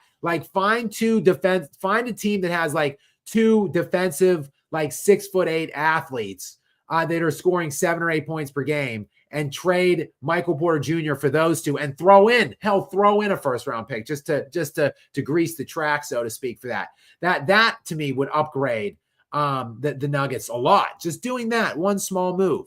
If they had that this year in these playoffs, they probably win the championship. If they just had 2 athletic defensive 3-point shooters in place of Michael Porter Jr., I think they would have won the championship this year. So just that alone is good enough to at least be better. But I just don't know. I don't know. I'll have to, in the offseason, I'm going to look around. I'm going to pour through everything and try to find something that makes some kind of sense. I'll probably be doing some team outlooks for other teams too, not just the Nuggets. So that might be some stuff or a piece that I work on once the playoffs end. But thank you, Marco. Again, good question. Thank you for supporting us. And all we can do is just pray to the basketball gods every night that Jokic gets some bit of luck in his direction, because he's been arguably the most unlucky all-time great player, at least I've seen in my relative lifetime. Obviously, there was Hakeem Olajuwon, I started watching the NBA in 93, 94. So I started watching the NBA in Hakeem's big, really great year, which is why I'm so big on Hakeem. But I didn't see the years that preceded that and see all the heartache and the pain and the lack of a supporting cast that Hakeem had to deal with. I know of it now just from looking back and studying the history of it all. But in my relative lifetime of watching and paying attention, Jokic, Kobe was on that trajectory. When they traded Shaq when Kobe was 26, Kobe was on that trajectory of he was on a Hakeem trajectory of lack of help, a Jokic trajectory. And then the Lakers mercifully scrapped together the Pau Gasol trade to help Kobe at least salvage some semblance of the second half of his career and get 2 rings more out of it. So what will the Nuggets do to address Jokic and to help him get something else in his career? It's yet to be seen, but they're going to have to find a really good GM and soon, so that whoever that is can get to work immediately, because I don't know exactly when the draft takes place, but probably about a month out from the draft, probably about a month exactly. And a lot of the movements and a lot of the some of these deals are going to come together in and around the draft. So there's going to be a window of time when these playoffs end. for like a week or two before the draft takes place, where you really have to get your ducks in a line, so to speak. And the Nuggets don't even have a general manager right now. So like they need to figure out who that person is, figure it out immediately. And it's got to be someone good. And then they have to get to work right away. But Marco, all we can do is just cross our fingers at this point. Next in is Master PM, who I love Master PM because, first of all, regular, always here in the lounge, drops us a lot of sponsorships as well. So thank you for that. And always practically doesn't have any real questions or really anything outside of maybe a comment. Sometimes I think Master PM won't even put a comment, just give us some kind of a donation to support us, or give us some very clever, intelligent, and great comment, such as the one that Master PM brings to us here. Gary, what does Master PM have? Skap the GOAT. Now, I don't know if I'm in agreement with this because I think Jordan's slightly better, just a little. Well, Gary, we're not talking about my basketball prowess. We're talking about my mouthpiece and my takes and I guess my delivery and so forth. My command of I don't know, the English language, who knows? But whatever it is, whatever I do or whatever it is that I am, Master PM thinks I am the greatest of all time. And look, who am I to reject the premise of the people? Like the people have spoken, like Master PM has spoken. Like who am I to push back? I won't. I'll just say thank you, Master PM. I appreciate your kind words and your support. Well, I can get with second best, but Kendrick Perkins is the most intelligent sports analyst. He's the real GOAT. I mean, obvious tongue in cheek there for sure, moderator Gary. Next, we've got Carlo in. Carlo, what it's been, it's been a run for Carlo, I think, in these playoffs. What does poor Carlo have though for us tonight? Gotham City gonna be a war zone after Indy ends this. Batman better be prepared for the chaos. Knicks fans acted like a fool, acted like they won a ring. Well, yes, Carlo. First of all, I think I feel poorly. I feel bad for the Knicks. I think they had a really good year this year. They won 50, I think, for back-to-back seasons, which is crazy enough. I think it's the first time they've won 50 in back-to-back years this century, which is just an insane, absurd statistic. But they had a good year. Ultimately, I like that trade in the preseason for them, even though it was a steep price to pay, not only sending Randall, but also Dante DiVincenzo, who was a big piece of their puzzle. But I like the trade for them, getting Cat back. Cat has paid off for them this year. He was an all-star. He was all-NBA third team. And I think the consensus was when they beat the Celtics in the manner that they beat them, to your point, Knicks fans acted like a fool, acted like they won a ring. You're the second part of that. I think the consensus was maybe not that they were going to win a ring, but that they were going to at least get into the finals round when they beat the Celtics. And then look, that I think they would have won the series if game one did not occur. But it did. They blew a 14-point lead with 2.5 minutes to go. It was one of the biggest choke jobs I've ever seen in my life. I think it was the first time in 970 occurrences of tracking data dating back to 97, 98 that had ever happened. All teams all time from that point on to this year were 970-0 before that game. If you get that game, the series is completely different, obviously. But now look, you blow a game like that. I said it when it happened. It's series altering, and some games are more than just one loss. Some games count as more than one loss. That game one did. And now they've got the Cat injury to deal with as well, now going back. And I think to your point, yeah, Batman, Commissioner Gordon in Gotham had better light up the bat signal on Thursday, because it's going to be, I think it will be better if they get eliminated in game 6 in Indiana. If they go out at New York in a home game, I think, yeah, that has some riotous possibilities. So yeah, maybe Batman is out just patrolling the streets of Gotham next at halftime, depending on how it's looking in that next game. So, we'll see. I think, though, look, I want to say bright future for the Knicks, but who knows if Cleveland does anything to improve themselves in the offseason. Indiana looks like they're going to have some staying power now because it's back-to-back conference finals appearances for them. They're going to be in the NBA finals now. So, Indiana looks like they're going to be a foe. But ultimately, look, Tatum is hurt.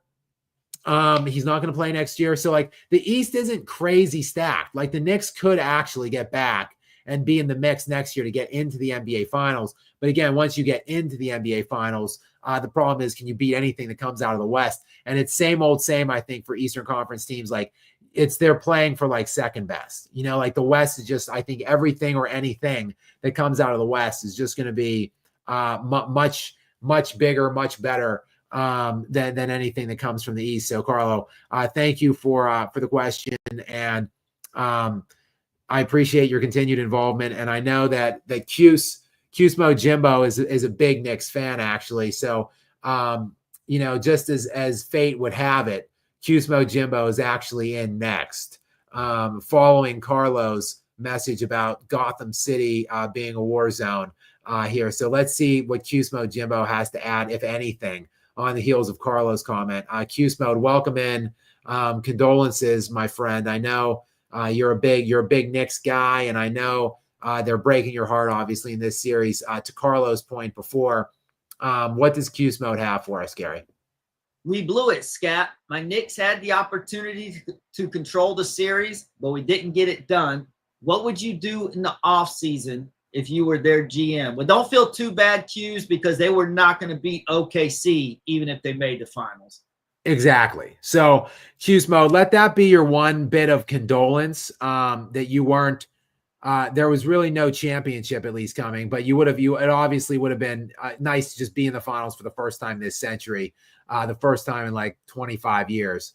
But like I just said, I like the Knicks construct. I like the build. I like the team. I like the pieces. I think Brunson and Karl Anthony Towns, I think that is a good enough 1-2 punch to compete at least for championships, to at least get to the finals. And then I like their 3 through 6 as well. Hey, Skap, let me ask you real quick. I saw someone say they need to actually trade Cat because he's a liability on defense. What do you think about that? And who do you think they may be able to get? I don't think so. First of all, they just traded for him. They obviously liked him. They obviously wanted him. They literally just acquired him. Show me an instance where you make that kind of and look, it's a blockbuster deal. It is. Julius Randle's made multiple All-Stars appearances. He was arguably the second best player on that team. Karl Anthony Towns has made multiple All-Star appearances. He was the second best player on his team. You exchange those two players for two teams that are in the conference finals. That's a blockbuster move. Would you agree he's a liability on defense, or do you think that Analyst was off? I don't think he's a great defender, but I think in the context, the way that a team can maybe be built around, let me put it this way: he wasn't a liability to the Timberwolves last year. The Timberwolves were the number one net rated defense in the NBA last year. By 4 or 5 points per 100 possessions. And that was with Cat on the team last year. So I think that a team can be good defensive. Look, Jalen Brunson's more of a liability. If you want to be honest, Jalen Brunson is far more of a defensive liability than Karl Anthony Towns. Should we trade Jalen Brunson too? They were literally going offense for defense substitutions with Jalen Brunson earlier in this series. Essentially in the last couple possessions, they were burning timeouts and at stoppages or whatever for free throws, subbing him, bringing him in and out of defensive possessions and putting him back out for offense because he is such a liability defensively. Let's just trade Jalen Brunson. Of course not. He's first team All-NBA. And in fairness to Karl Anthony Towns, he's third team All-NBA. He's a top 15 player this year in the NBA. So no, I wouldn't trade Karl Anthony Towns, and no, they're not going to. They just got him. And they got to the Eastern Conference Finals with him. And to Cuse Mode's question and to his point, I like the construct of this team. I like it. And next, they have for the next at least 3 full seasons, they have the next 2 full seasons. So next year, 2025-26, and the following year, 2026-2027. So 2 full more years of Karl Anthony Towns, OG Anunoby, Jalen Brunson, and Josh Hart are all under contract for 2 full more seasons. Then when you get into the third season, 2027-2028, Karl Anthony Towns has a player option. OG Anunoby still under contract. Jalen Brunson still under contract. And Josh Hart has a team option. They have a team option on him. So like basically the core of this team is still together for like 3 more seasons. Now they are capped out. They are up against it. Already committed on the books next year, minus a few really low-end team options. They have like $4 million in team options that they could clear out if they want from guys that don't play. But so they have $200 million on the books already for next season, which is a substantial number. The cap is expected to rise amid that newest TV deal that was signed last year. It's supposed to go up to about $154 million. So they're already committed to roughly $200 million for next season. So they are already like blown right through the luxury tax. They're up against the apron now. So they really can make no adjustments, no moves at all in terms of signings or additions other than like one mini mid-level exception. But unless they do trade somebody, I don't think so. I don't think they're going to trade anybody. Look, this is a winnable series. You just don't blow a 14-point lead in the last 2.5 minutes of game 1, and more than likely you're in the NBA Finals. And then I do actually think the Knicks would have won a game or maybe 2 off of the Thunder. I don't think the Pacers match up well ultimately for Oklahoma City. I think it's a better matchup for the Thunder than the Knicks would have been. So like you get maybe 3 wins away from an NBA championship, 2-3 wins away from an NBA championship with this roster. I do absolutely nothing at all, Cusmo Jimbo. It's just a matter of you got to put your head down, take the lumps, just realize, it sucks that you choked this series away in game 1 like that. But, just hope next year they learn from it, they grow from it, and they close these situations out in the playoffs next year. Because in a realistic world that is this one, I could see the Knicks kind of being the favorites to win the East next year if they just stay pat with what they have. We've got a name I don't recognize here. At least in the sponsor lounge area.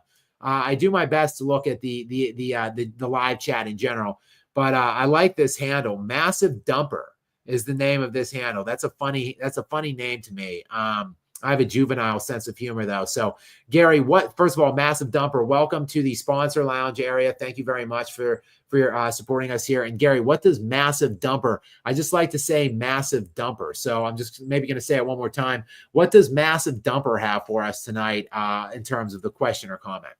Well, Massive Dumper has to say, will you ever make a video on your top 10 players in NBA history? Yes, I've been talking about it for months and months, like basically like a year.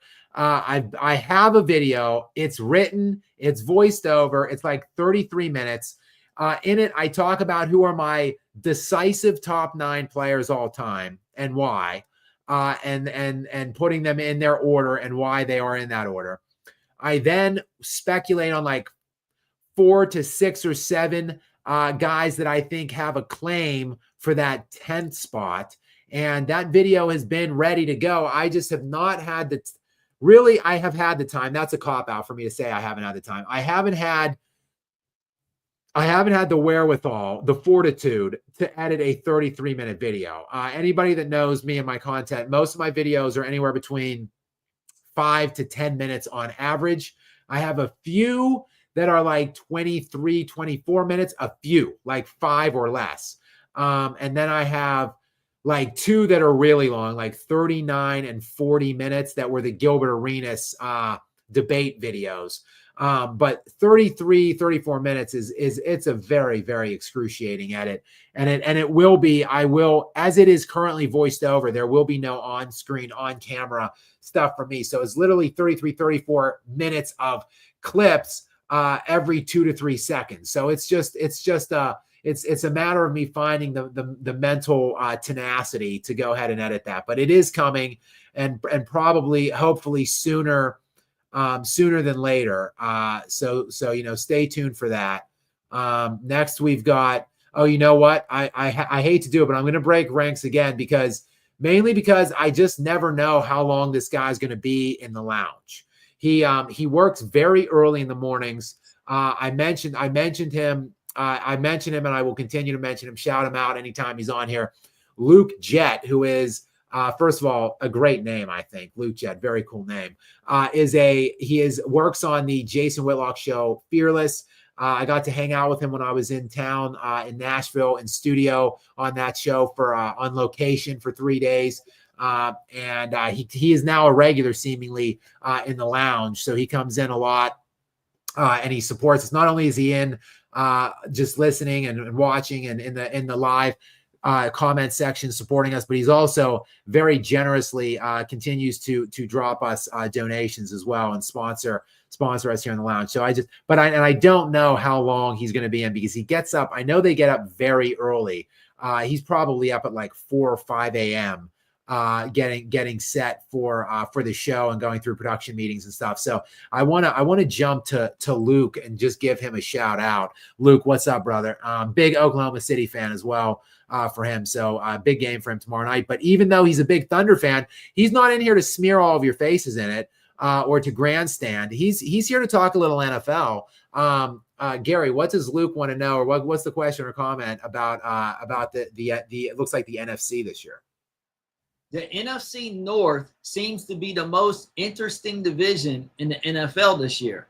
Fascinating offseason moves from all teams besides maybe the Packers. Who comes out on top? Yeah, Luke, my team, look, I'm born and raised in Pittsburgh, but I'm not a big Mike Tomlin fan, and I was not a big Ben Roethlisberger fan. So I did not like Ben. I do not like Tomlin. So coach and quarterback, not a big fan for years. So I kind of peeled away from the Steelers. I just have kind of gravitated towards individuals. Tom Brady, who I hated for like the first 10 years of his career, hated him, despised him. He was like LeBron level for me. Like, he was one of my 2 most hated athletes of all time. He completely flipped the script on me in the back half of his career. He forced my love and first my admiration and respect, and ultimately my love, by his sheer will of greatness. So like Tom Brady, I became a fan of his. Then I lived kind of near Tampa, and he went to the Buccaneers right when I kind of moved to Tampa. So it was like I kind of just became a natural fan of theirs. But now I am a huge Dan Campbell fan. He's like I love Dan Campbell. I love his mentality. I love the way he coaches. I love the risk-taking gambling that he does. Dan Big Cojones Campbell, always going for those, for better or worse, all those 4th down gambles that he makes. And then just to change the whole complexity of the franchise, the trajectory of their whole history, the Detroit Lions are arguably one of the worst run, most putrid, inept franchises, not just in the NFL, but in all of sports history. One of the worst. Dan Campbell comes in there and changes everything. And it was like a multi-year plan that he had. They were still bad the 1 year, but they were competitive in every game. Like, they won only 6 or 7, but they were in all the games. Then they get over the hump. They win the division. And this past year, I really thought this year that the Lions were going to win the Super Bowl if they didn't get totally derailed with injuries. Like, it was an excruciating year for the Detroit Lions. They had the best offense to me in the league, and they had a defense which was really overachieving that was terrible the year before. They were a top defense this year, but they lost at one point. They were without like 8 starters on defense at one point, including, oh man, it's now Hutchinson, Aiden Hutchinson, who was going, in my opinion, to be the defensive player of the year. it was just a merciless injury, cracked his leg in half, basically. So they lost him, like the defensive player of the year, in my opinion. Then like every other starter they had. In the game they lost ultimately to Washington in the playoffs, at one point in that playoff game, they had two guys in the secondary that had never played a snap that season yet on the field. Like it was just merciless is the word. Just an absolute gut-wrenching season for the Detroit Lions. I think they were the best team. I think they would have beaten the Philadelphia Eagles in the playoffs had they not had all of those injuries. If you look at the teams with like the most players on season-ending IR at one point last year, it was the Lions with like 23, and the next team with the most had like 14 or something. And then all of the other teams that were competing for the Super Bowl at that point, like the Eagles had like 5 or 6. So the Lions they were cursed last year.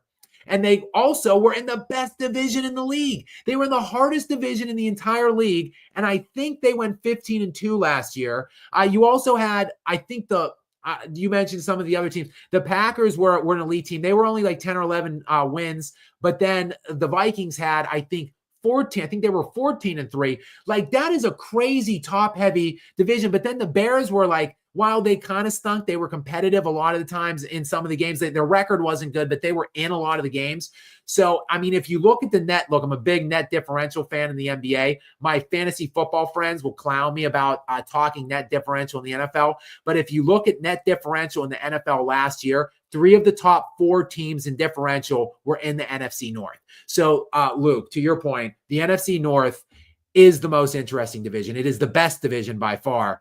And while it is difficult to sustain like a hold on a division from year to year because of the rules changes that the NFL has implemented over the year to try to incentivize teams going from worst to first in divisions, I still think I have faith and I have belief, even with the Detroit Lions losing both their offensive and defensive coordinators. I still believe in Dan Campbell.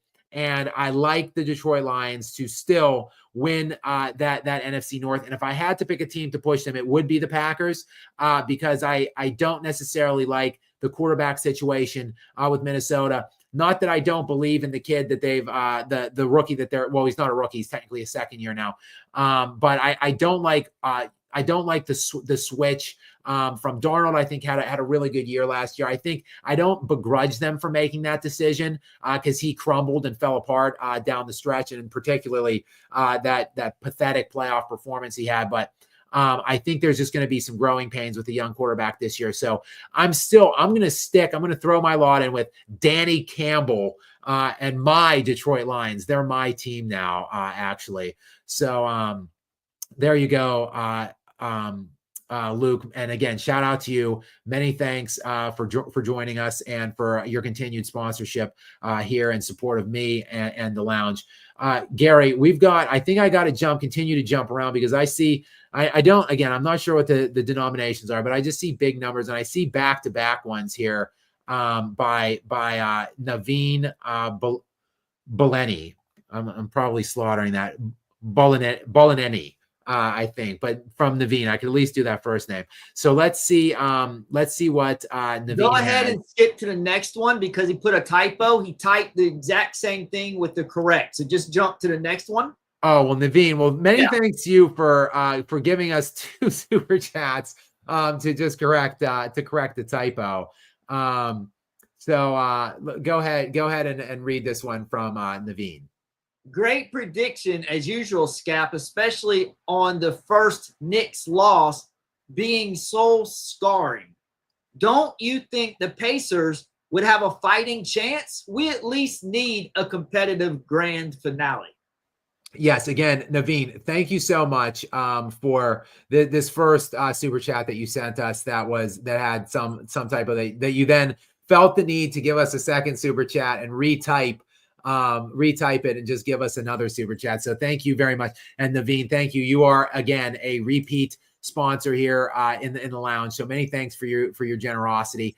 And I just that first loss, I thought the Knicks again were going to win this series in 7 going in, but that first loss, it wasn't just a loss. It was the way they lost it.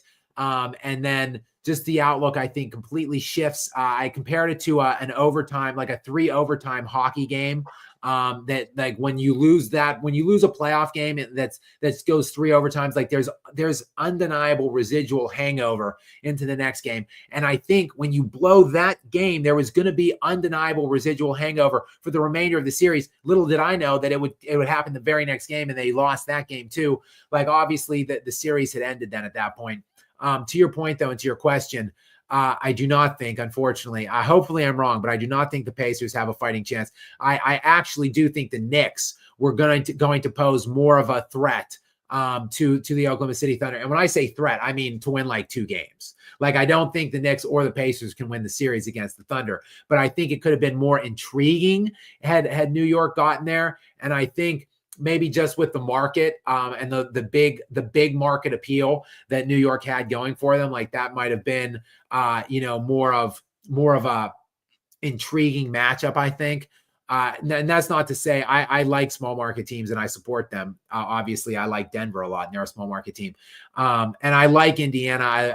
I've talked in excess tonight about Tyrese Haliburton and the way I feel about him and his trajectory for his career now.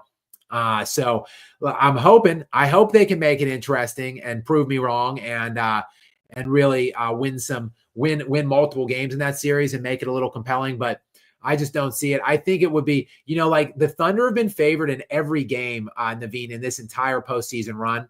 I think the closest line they had, I think, was like 2.5 against Minnesota in game 4 last game. They were favored by like 8.5, 9.5, 11.5, like every game against Denver. Like they were favored by double digits against Memphis. Like they're probably going to be favored in the NBA Finals by like 10 points a game on Indiana. So hopefully Indiana can shock me and Vegas and the basketball world and at least make it compelling, because I agree there's nothing worse than like a subpar finals or an anticlimactic finals. It happens a lot though, because the West, Naveen, is always better than the East. It just seems to always be like, basically throughout the course of my time watching the NBA, like after Jordan's second three-peat ended, like it's just been the West with a commanding stranglehold on the NBA. So, we'll see. Hopefully, again, I'm wrong about that. Luke is back in, though. I just want to say Luke has an update for me that he stays in the lounge till around 1 a.m. So I was not risking him going to bed before I got to his super chat. So noted, Luke. But again, I always confuse your time zone and mine. I think so. It's technically what 11. I think it's 11:30 in Nashville right now. So technically, technically he's still got some time in the lounge if he wants to stick around. But thank you, Naveen, again for your generosity. Thank you, Luke. And now I'm going to work my way back up here and find out where we left off. I know we did massive dumper. Could have been the enforcer. So then we're back to the enforcer. So we've got the enforcer back in again. Welcome back into the enforcer. A multi super chat night again from this guy. So many thanks to you for your continued support. I keep saying it to everybody here. It's crazy how many of you guys just keep giving us money and supporting us every night. I really do appreciate it. Gary, what's this one from the enforcer say? I'll add that I can't believe the NBA had Haliburton as the most overrated. He ain't the mama, but Kobe was severely underrated by the media for years. Totally agree. Kobe, like even when he was playing, it's not surprising to me that Kobe is now thought of as like the 12th best player in the NBA history, like by consensus, which is, it's just not even, I was going to say disgusting, but it's not. It's just funny. Like it's funny. It's so bad. It's such a bad, heinous, reprehensible take that Kobe Bryant is the 12th best player in NBA history. They're like, I can't really even be mad about that. Like it's funny ultimately. But it doesn't even surprise me because that guy was getting routinely discredited by the media during the NBA, during his time in the NBA. Just to run it down real quick, there is no better and more glaring, obvious indication of how badly hated Kobe Bryant was than looking at his 2005-2006 season. A season where it was a 97 point per game league-wide scoring average. Kobe averaged 35 points per game. At that point that he did it, he was the first player to score 35 or more in 20 plus years. Since Jordan's 87 season, I think, was the last 35 plus point output up until when Kobe did it in 2005, 2006. So like 20 years later, did it take for us to see it? It's still at that point that he did it. I think it was Wilt, Jordan, Rick Barry, and Kobe. That's it at that point when Kobe did 35 a game that year at 97 league-wide points per game. He played in all. I think he played in 80 of the 82 games. Actually, he was all NBA defense too.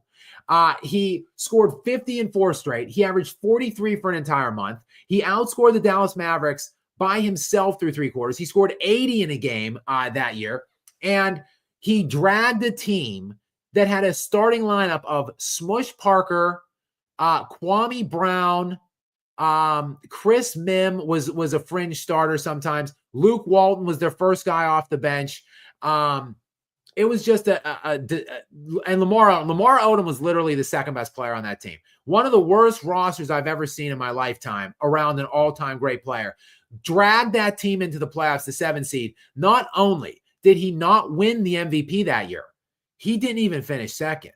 Not only didn't he finish second, he didn't even finish third. Kobe Bryant, to me, his on-off that year, by the way, was like 19, plus 19.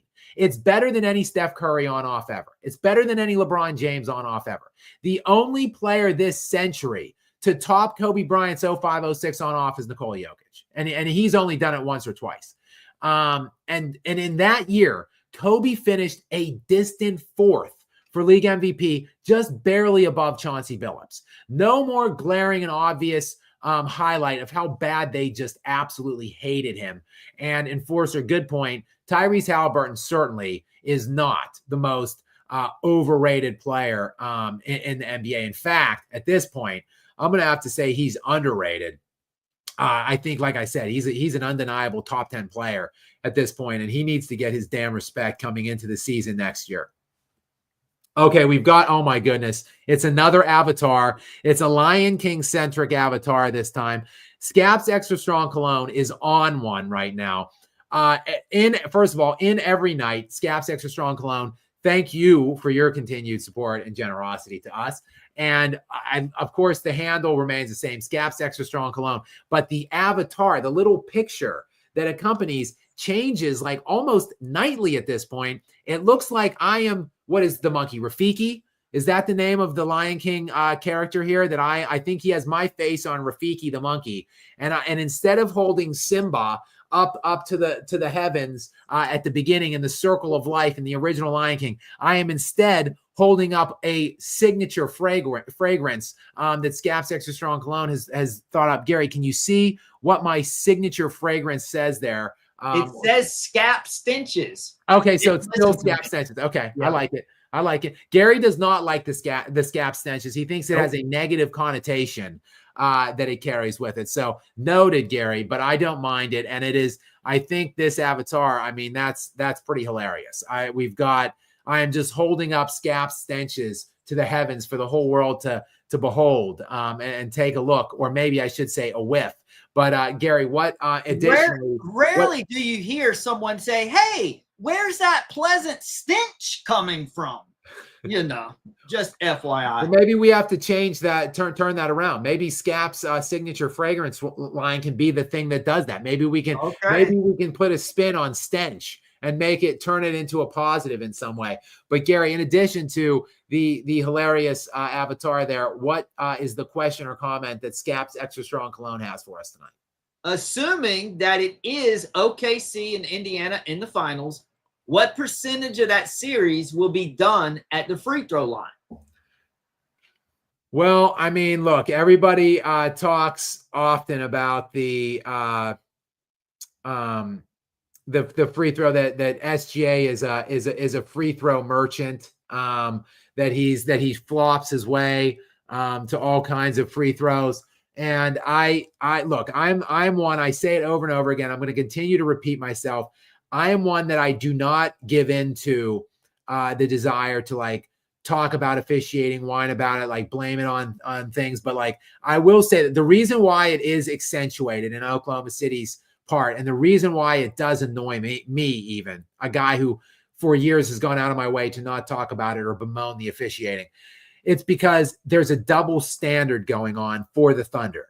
They mob and harass and grab and hold and beat you around all game long when you have the ball and they're playing defense, and they get away with it oftentimes. Like that's what keys these turnovers. They're just hanging all over everybody and fouling the shit out of them. And then they get they get 15, 18, 20 turnovers that keys like 25, 28 fast break points, and they blow you off the court. And then on the other end, when you play them tight and lock them down for like 20 seconds of a possession, and then Shea just like flops his way into somebody and then gets 2 free throws and he's a 90% free throw shooter, I get the desperation and the annoyance. I do. So like, I try not to bring it up or mention it, but it is mentioned a lot on here and I don't mind talking about it because I do understand. Now I will say this, Shea led the NBA in back-to-back seasons last year and this year in free throw makes. He did not lead the NBA either year in free throw attempts. In the playoffs, that's gone up. So in the regular season, he averaged 7.9 free throw. I'm sorry, he averaged 8.8 attempts a game. So about 9 per game, and he made 7.9. He's an exceptional free throw shooter. He's about a 90% shooter. In the postseason, that's gone up to 9.5 free throw attempts a game. So, I mean, he's shooting. Look, in the playoffs, he's averaging 29.5 points per game, which is down actually. He averaged roughly 33 a game in the regular season, 32.7. He's down to 29.5 in the postseason, so it dips. And that's despite he's shooting a lot, 21 field goal attempts per game, 21 and a half actually in the playoffs, and the 10 free throw attempts. So really 31 really shot attempts, free throws, and field goal attempts combined for 29.5 points. But with that said, they're more than that. They're more than just Shea scoring 30 points per game. Like, to me, like Shea is like I said, he's undeniably, to me, firmly surpassed Luka Doncic for 3. I think Shea and Luka were in a battle for 3-4. I think Shea is resoundingly not only surpassed Luka, but I think he's closing in maybe on Giannis. I still put Giannis above him. But so I don't want to belittle or diminish SGA, but it's just that the team around him is just so good. They're so loaded. They bring so many things to the table. They present so many mismatches from game to game, and they just come at you so relentlessly with 10 deep and like 7 elite top 20 defenders. Like there's just so many more things that they present than just Shea or just the free throw things and free throw discrepancies. Like I really do just think, people accuse me of hating on Shea or not respecting Shea. I do respect Shea. I just think the team is better. It's more about the team build, the Presti's job as the GM and president of basketball operations. It's more about that than it is about Shea or any one part of this. Like they're just that damn good. So while people think I'm belittling Shea, I'm not. I'm just giving the real thing the credit. To me, the real thing is the overall strength of the whole team. It's just a crazy great team. So I think ultimately it's just Oklahoma City is much, much better, Skap's Extra Strong Cologne, than Indiana. And it just is what it is. Like apparently we didn't all see it coming, because multiple talking heads all over ESPN and Gil's Arena and other places I see have been steadfastly proclaiming all playoff long, Oklahoma City isn't winning the championship.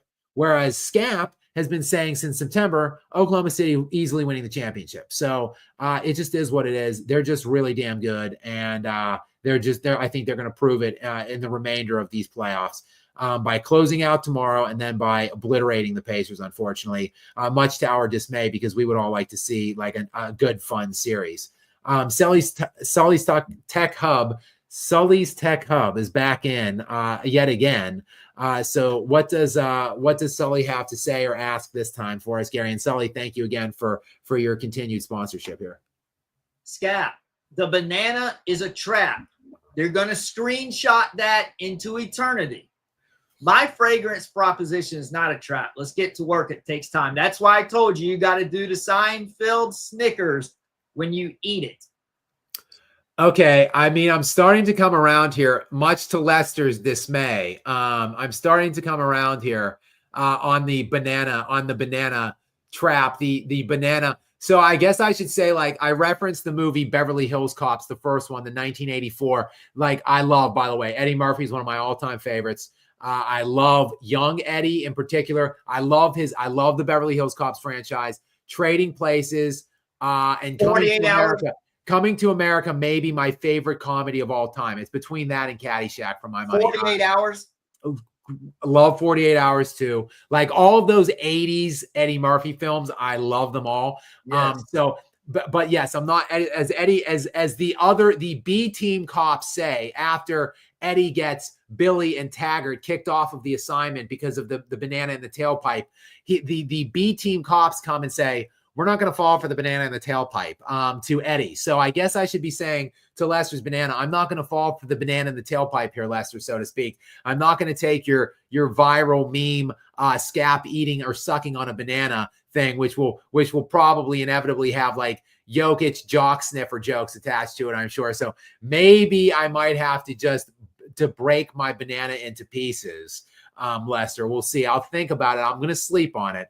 But good point, Sully. Thank you. Thank you for looking out for me along with moderator Gary on this one.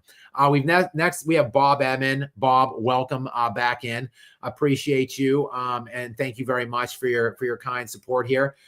We've got I see some KD things. Gary and I obviously we're in the midst of a heated debate last night. Close my ears on this because we're approaching 2 hours. Yes, we ignited a pretty strong debate last night with that. So, but yes, we're working towards the 1 a.m. hour on the East Coast where Gary and I are at in the United States of America, and it's we're working towards the 2 hour mark of the lounge. But what is the question though? And maybe is Bob Myers? Maybe could it be the longtime GM of the Golden State Warriors talking about this KD to GS? Well, probably not. This is Canadian currency, so it's probably not Bob Myers unless he moved. But just real quick before I say this, Bob M. Just one thing to take into consideration: had KD not made that move, it would have severely damaged Kobe's legacy. Just FYI, but you don't realize that. But that's all I'm going to say because I will get pissed off and go off, and I don't want to do that right now. So I'm just going to leave this to you, Skap, and I'm going to close my ears. And then afterwards, we will move on to the next one because I will spend 30 straight minutes talking about this because I'm making a video about this very thing now that will be up in a couple days. So anyways, Bob Meyer, Canadian Bob Meyer says to Skap, Kobe was alive when KD went to Golden State. What do you really think Kobe really thought about that move? Worst move in sports history. What, over what LeBron did with the Heat? Yeah, I would say no. I would say Kobe obviously was disgusted by this move as he was disgusted by LeBron's moves for sure. But the reason why, and I do agree with Gary on this, on his point and to this degree, like in a vacuum, maybe you could just look at it and say like, okay, the second best player, look, probably LeBron was the best player in the NBA at that time. KD was the second best player. And I'm sorry, I know Steph Curry was a unanimous MVP, but he was like the third or fourth best player maybe in the NBA at that point. But anyway, you get the third or fourth best player on a 73-win team that was a unanimous league MVP that joins forces with the second best player in the NBA that lost to that 73-win team after blowing a 3-1 lead in the Western Conference Finals just the year before. Maybe perhaps in a vacuum, you could say in a vacuum worse than LeBron, but we're not looking at it in a vacuum. We're taking the context of it. And when you look at the context of it, LeBron started it. LeBron not only had, to me, an equivalently weak move because he was the second best player in the NBA in 2010, and Dwayne Wade was the third best player in the NBA, and Chris Bosh was like the 14th best player in the NBA. They all combined forces in Miami, stole 2 putrid, trashy rings. And then when those guys looked like they were running out of steam, Dwayne Wade looked like he was succumbing to injuries. LeBron then went to another super team. He joined Kyrie Irving, who was on the heels of, I believe, two All-Star teams the previous 2 years. Then Kevin Love, who was a top 5 to 10 player in the NBA that year before. They traded the number 1 overall pick, the rights to Andrew Wiggins, to Minnesota to bring Kevin Love on that team too. So LeBron had, in fact, made not one, but 2 unbeatable stacked super teams. And then in the context of that, after Steph Curry ran out of steam trying to compete with that super team that LeBron had constructed, Curry and Durant looked around and said, like, look, no one can beat that team. Like the Cavs are just LeBron's second consecutive super team is too strong. And hell, he did it. He wanted to play with his boy, Dwayne Wade, and just enjoy the process of playing basketball. So why can't we, 2 friends and 2 admirers of each other's game, why can't we just create a super team and enjoy the process of playing and winning together? So, Bob M., to answer your question, I would say no. LeBron James is still the worst B move in sports history. But thank you for your support and for your kind donation. We've got Will N now in. Will N, who is, of course, a regular here as well. Welcome back into you, Will.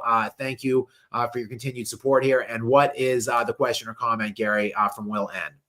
I think this is a great comment, Will, and I am in full agreement. I have this theory that God doesn't want the Knicks to win to save New York City from getting destroyed by the crazy fans.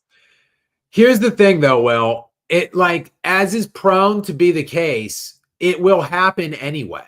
Like it will, like the teams, like the closer you get to a championship, like the more apparent it becomes that in some of these key cities around the United States of America, that no matter whether you win or lose, the city's getting torched. So like, it doesn't really matter when you might as well just win too. At least your city wins.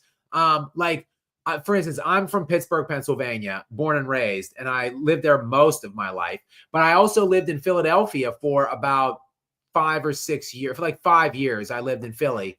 And I still go back there often. The fantasy football league I've mentioned is Philly based. So I travel into Philadelphia like 2 to 3 times a year for fantasy football related events. And so I still have a tie to Philly. I lived there for a number of years. And it for whatever reason, I don't understand this. They won they win the Super Bowl or whatever, and then they destroy the city. Like, why? Like, why is it when your team wins, and LA does the same thing? Like the Lakers win the championship or whatever, and they destroy. They're flipping cop cars, burning cop cars, tearing down lampposts. Like, I don't understand. Like, what is the rationale behind destroying your city when you win? Like, to me, you should just. I mean, not that you should destroy your city at all in any aspect, no, or in any way, shape, or form, regardless of what the connotation is in terms of a sporting event. But I think it would make more sense if you're destroying your city in a loss than if you're destroying your city in a win. So I never understood that, Will N. But thank you, Will, for that. And I think actually I'm going to jump ahead because I see Will is back in. So I'm going to jump to another Will N one. We've got another Will N. So I just wanted to jump ahead a couple super chats. This second one from Will. Thank you, Will, and Will has another 3-on-3 question. So these are kind of fun and interesting questions to address. So Gary, go ahead and read that one from Will N. Another 3-on-3 question. Haliburton, Siakam, Nesmith versus Jermaine O'Neal, Ron Artest, and Reggie Miller. Oh, I say old school Pacers have that fairly easily.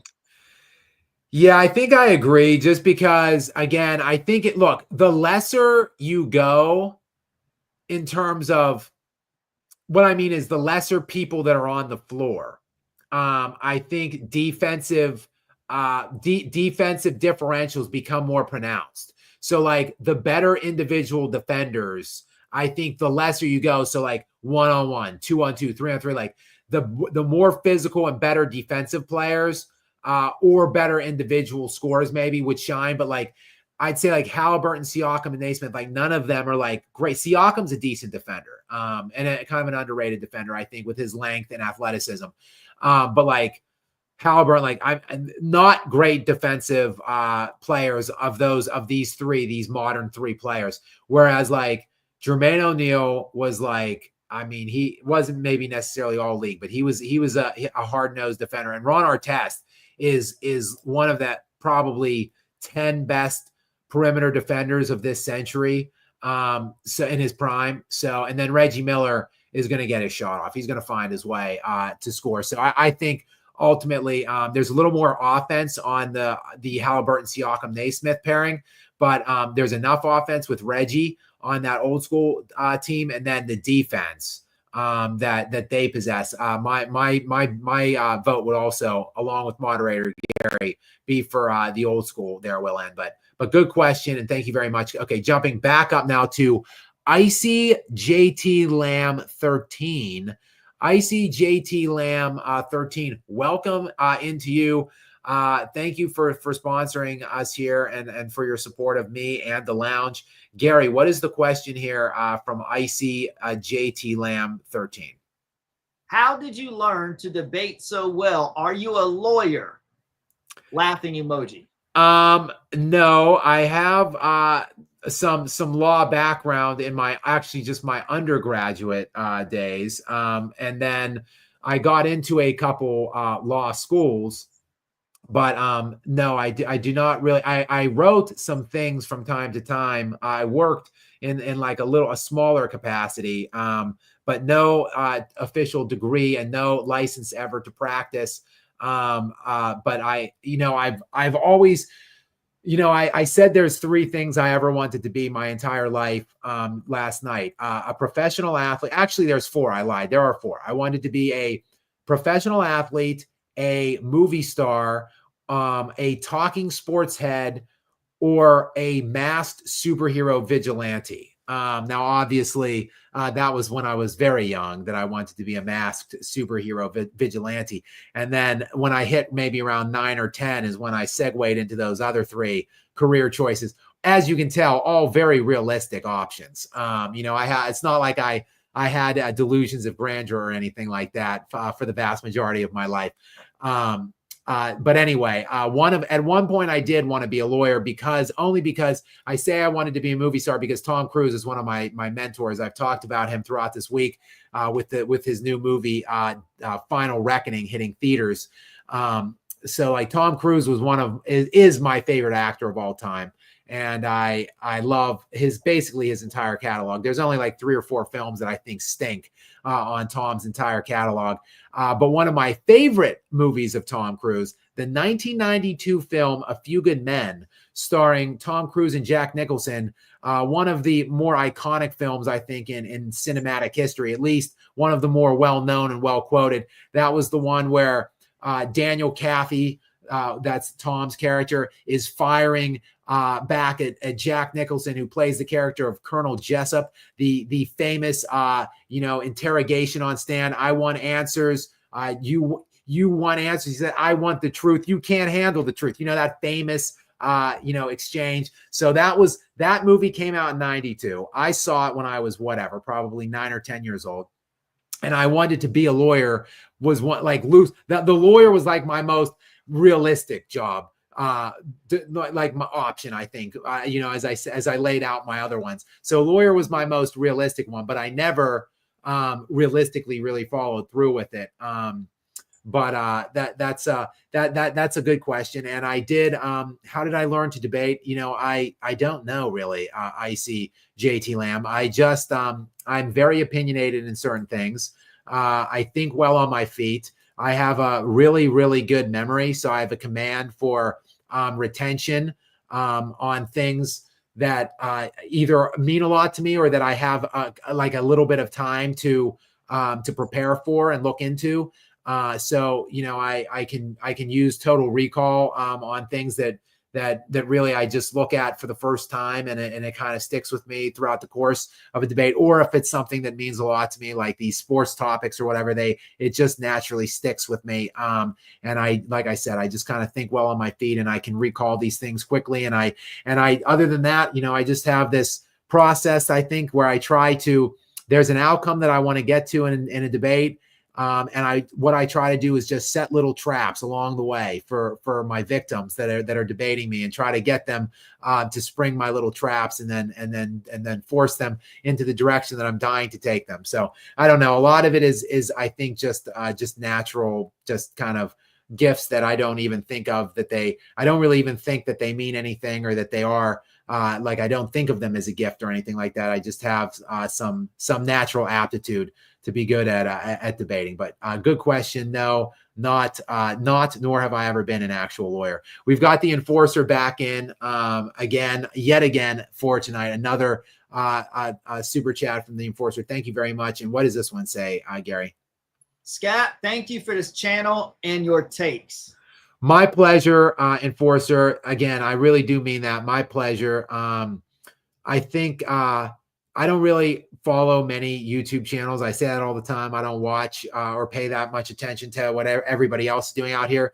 But for me, like, I feel like I really do. Like, I just love interacting with you guys, and I love to read the comments and everything, and that's why I really like doing these lives. Is for an extra layer of one-on-one or just engagement with you guys. So I really am it just really is touching for me to get the support and ongoing support from all of you guys. So thank you, enforcer, and thank all of you guys out there that continue to care about what I have to say for whatever reason. I do appreciate it. We've got Saggy Bones in next. Nice little handle there. I like it. Saggy Bones. What's on the queue here, Gary? Who's the second greatest Nugget all time? Never been to Denver, but assuming number one is obvious. Yeah, I would say Nikola Jokic is the clear cut number one Nugget of all time. The Nuggets, they're not really like a historically great franchise, quite frankly.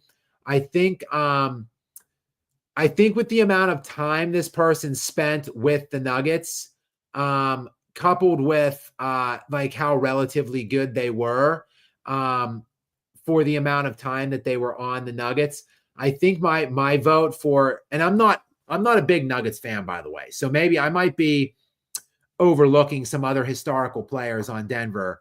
And if I am, if somebody wants to fact check me and slide on in here, either super chat or in the live, Gary, just keep a little eye out, maybe on that as well.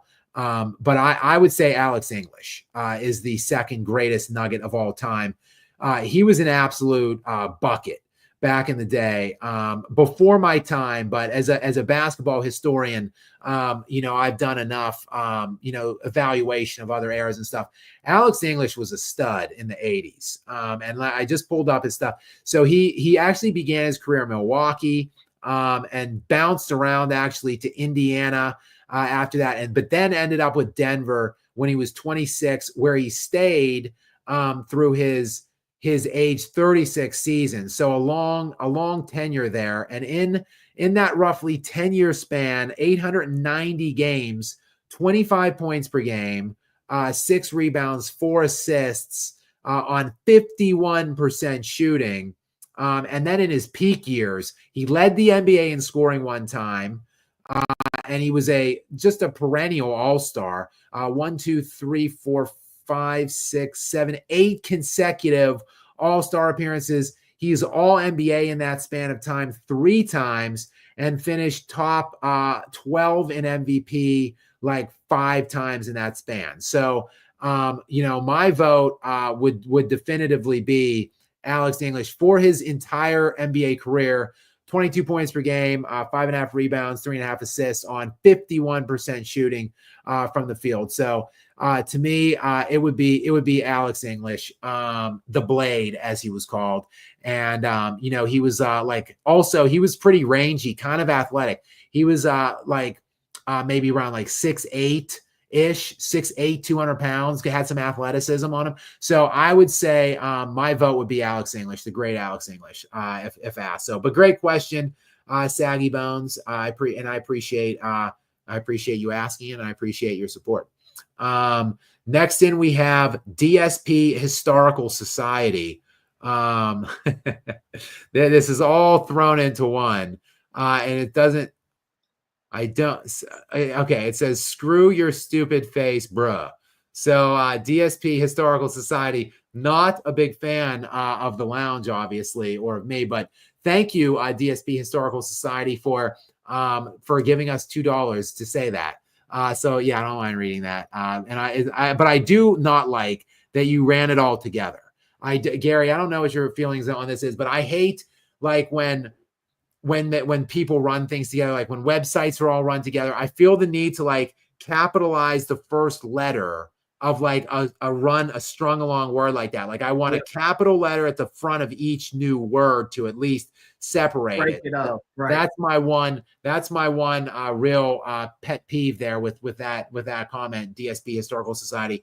But other than that, and I like bruh and brah are two of my favorite terms, two of endearment. So the fact that you say to screw my stupid face, but then throw a bruh on it, that's kind of like a term of endearment in my estimation. So you're just being contradictory with that DSP. But thank you for paying $2 for that. So we've already done this one. That was the Will N 3-on-3 question. We touched on Naveen. A shout out again to you, Naveen. We did Luke Jet. We've got Natural Woman on. So Natural Woman, welcome into you. Again, I don't know if Natural Woman is actually a woman, but I talked about this a little bit last night. I have my female audience has been growing lately. It had been just lingering around 2% for like the first 2 years ish that I've been doing this. And it's been spiking to around 5 or 6% as of late. So I think perhaps Natural Woman is actually a woman. So welcome into yet another member of my ever expanding female audience. Gary, what does Natural Woman have for us? You've been grinding it, Skap. Just a shout out of appreciation. I appreciate that so much. I appreciate you for being here, for watching, for supporting, and for sponsoring too. And really just wanted to just say a nice, pleasant message. So I really do appreciate that, Natural Woman, especially on the heels of DSP Historical Society's screwing my stupid face. So I appreciate you coming in and getting my back there. And look, we've got actually, Natural Woman has followed back up. Breaking news. This is literally seconds ago sent back in. So I am not a half an hour behind anymore on these super chats. Just seconds ago, Natural Woman says 100%. So I think she is confirming that she is, in fact, a natural woman. She is a woman. So my female audience, like I said, continues to expand. Thank you, Natural Woman. I do appreciate you. And finally, we've got Xavier DeGodin, a regular who likes to just pepper us with like 7 or 8 questions here in the live stream in the lounge area. So what does Xavier have for us tonight, Gary? Rank these guys based off help. MJ, Kobe, Curry, LeBron. Xavier, I think you already did. I think you put them in the correct order. You mean in like descending order? I actually don't think, Gary. I think Kobe had less help than Jordan, I think. Look, I'd say, I think LeBron probably does have the most. Steph I think Klay Thompson and Draymond Green are going to be Hall of Fame players. Klay Thompson, I think, made 5 or 6 All-Star appearances. Draymond Green made like 3 or 4.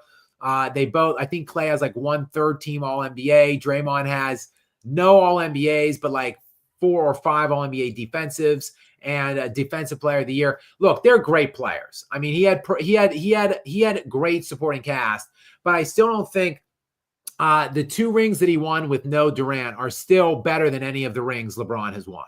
So I would say LeBron probably had more help. LeBron, all 4 of his rings were cheap, chintzy, and came with either he had 3 of them came with a super team, and 1 of them came with a top 5 player in the NBA and Anthony Davis and a really, really good supporting cast. So I would say LeBron had the most help, then Curry.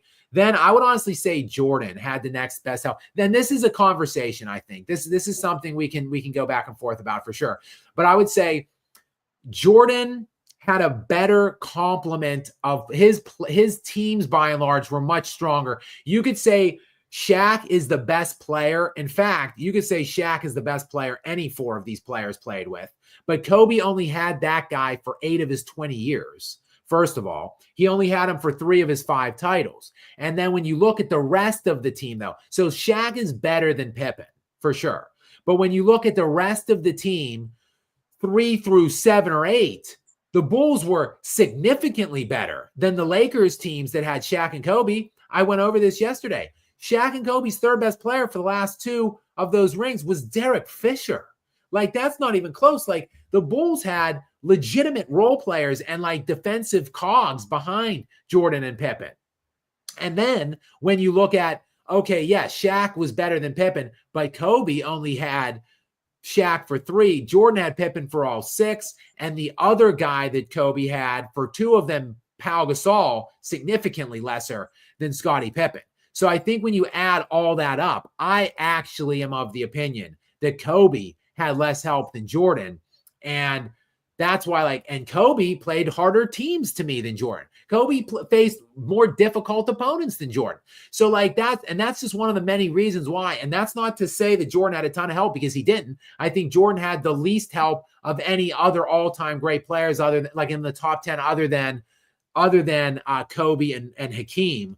So like Jordan maximized to win 6. It's crazy that he won 6 with the teams that he had, but I don't think it was less help than Kobe. And as Jordan played difficult opponents, but not as the breadth, the whole amount of teams that Kobe played, that was not only, they were all basically great defensive teams. They were all 50-win teams, pretty much like 75 to 80% of all the teams Kobe played in the playoffs were top 5 net rated defenses that year. Like 85% of the teams Kobe played in all his whole playoff career were 50+ win teams. Like, it's nuts how hard how hard the opposition was, and relatively speaking, how poor his supporting cast was. So it's a conversation between Kobe and MJ, but I would actually say Kobe had the least help of all of them. Xavier, good question, Xavier, from you. And Gary, I think I've made it through. I jumped around a lot tonight, guys, so I do apologize. But Gary, I am pretty sure I touched on every super chat in here. I don't think I missed any. Did you see any off the top of your head that I missed? Okay. No. Okay. So, guys, look, it's been, again, another exhilarating, fun-filled night here in the Skap After Dark Lounge. We, of course, began the night for the first roughly 30 to 40 minutes unpacking, talking about this Knicks Pacers series. Nothing out of the ordinary. Like I said, after that game 1, I immediately abruptly flip-flopped. I had the Knicks in 7 going into this one, but after that game 1, I completely flip-flopped and said Pacers in 6. I think pending the outcome of the imaging tomorrow of Karl Anthony Towns' knee, we're going to find out the severity of whatever happened to him in the waning moments of the fourth quarter tonight. If he's relatively unimpacted, I think maybe I'll stick to my Pacers in 6 call. If, however, he is very, very limited, I think the Pacers are probably going to end it in New York on Thursday. And of course, they're up 3-1 tonight because of the historic, legendary performance. I just want to give one more shout out on my way out of the lounge to Tyrese Haliburton, who was an absolute stud tonight. He was historic tonight. 32 points, 15 assists, 12 rebounds, 4 steals, led his team in all of those categories, significantly so, by the way, in assists and rebounds. He had more assists than his entire team combined. He had 12 rebounds. The next closest, Pascal Siakam, had only 5. Like, for a 6'5", 180-pound guard, while giving you 32 and making big-time plays and big-time shots down the stretch, he is one of only 3 players to produce such a stat line, which includes Oscar Robertson and Nikola Jokic. And when you add in, finally, the final little cherry on top of the sundae, 0 freaking turnovers. That when you add that qualifier in, it's the first game of its kind in league history. He did that at home in a game that essentially clinches the series. So shout out to the stud that is Tyrese Haliburton. I think that now it is just a formality for both these teams, Oklahoma City and Indiana. They're both up 3-1. It's just a matter of time of when they will be officially moved on into the NBA Finals. And so we can obviously take a look and start, speculating, unpacking the matchups, Oklahoma City and Indiana in the NBA Finals. Gary said earlier, he checked that out for us. June 5th is when that starts. So we might have a couple days off here or there, depending. But guys, for tonight, we're going about on 2.5 hours. It is 1:19. It is a little bit earlier than I am used to getting out of here. So hopefully I get some sleep and catch up on that. Again, I never agree to anything, so to speak. I never promise it, but I should likely be into the lounge tomorrow night after that Thunder Timberwolves series. And I think that series ends tomorrow in Oklahoma City. I think that's going to be over, and the Thunder will punch their ticket to the finals officially. So we'll be in and we'll unpack that. We'll discuss it, and whatever other direction you guys want to take it with your continued generosity here on these super chats. So I obviously will answer everyone, read everyone until we get to the end of them. So whichever direction you guys might want to take it, we could do that too. But for tonight, I'm going to sign off here. I'm going to say goodnight. Thank you guys, all of you, again, for showing up for me here tonight. Gary, moderator Gary, again, continued thanks to you for your work and everything that you bring here to us. And guys, I will catch all of you more than likely tomorrow. But until then, everyone, have a great night.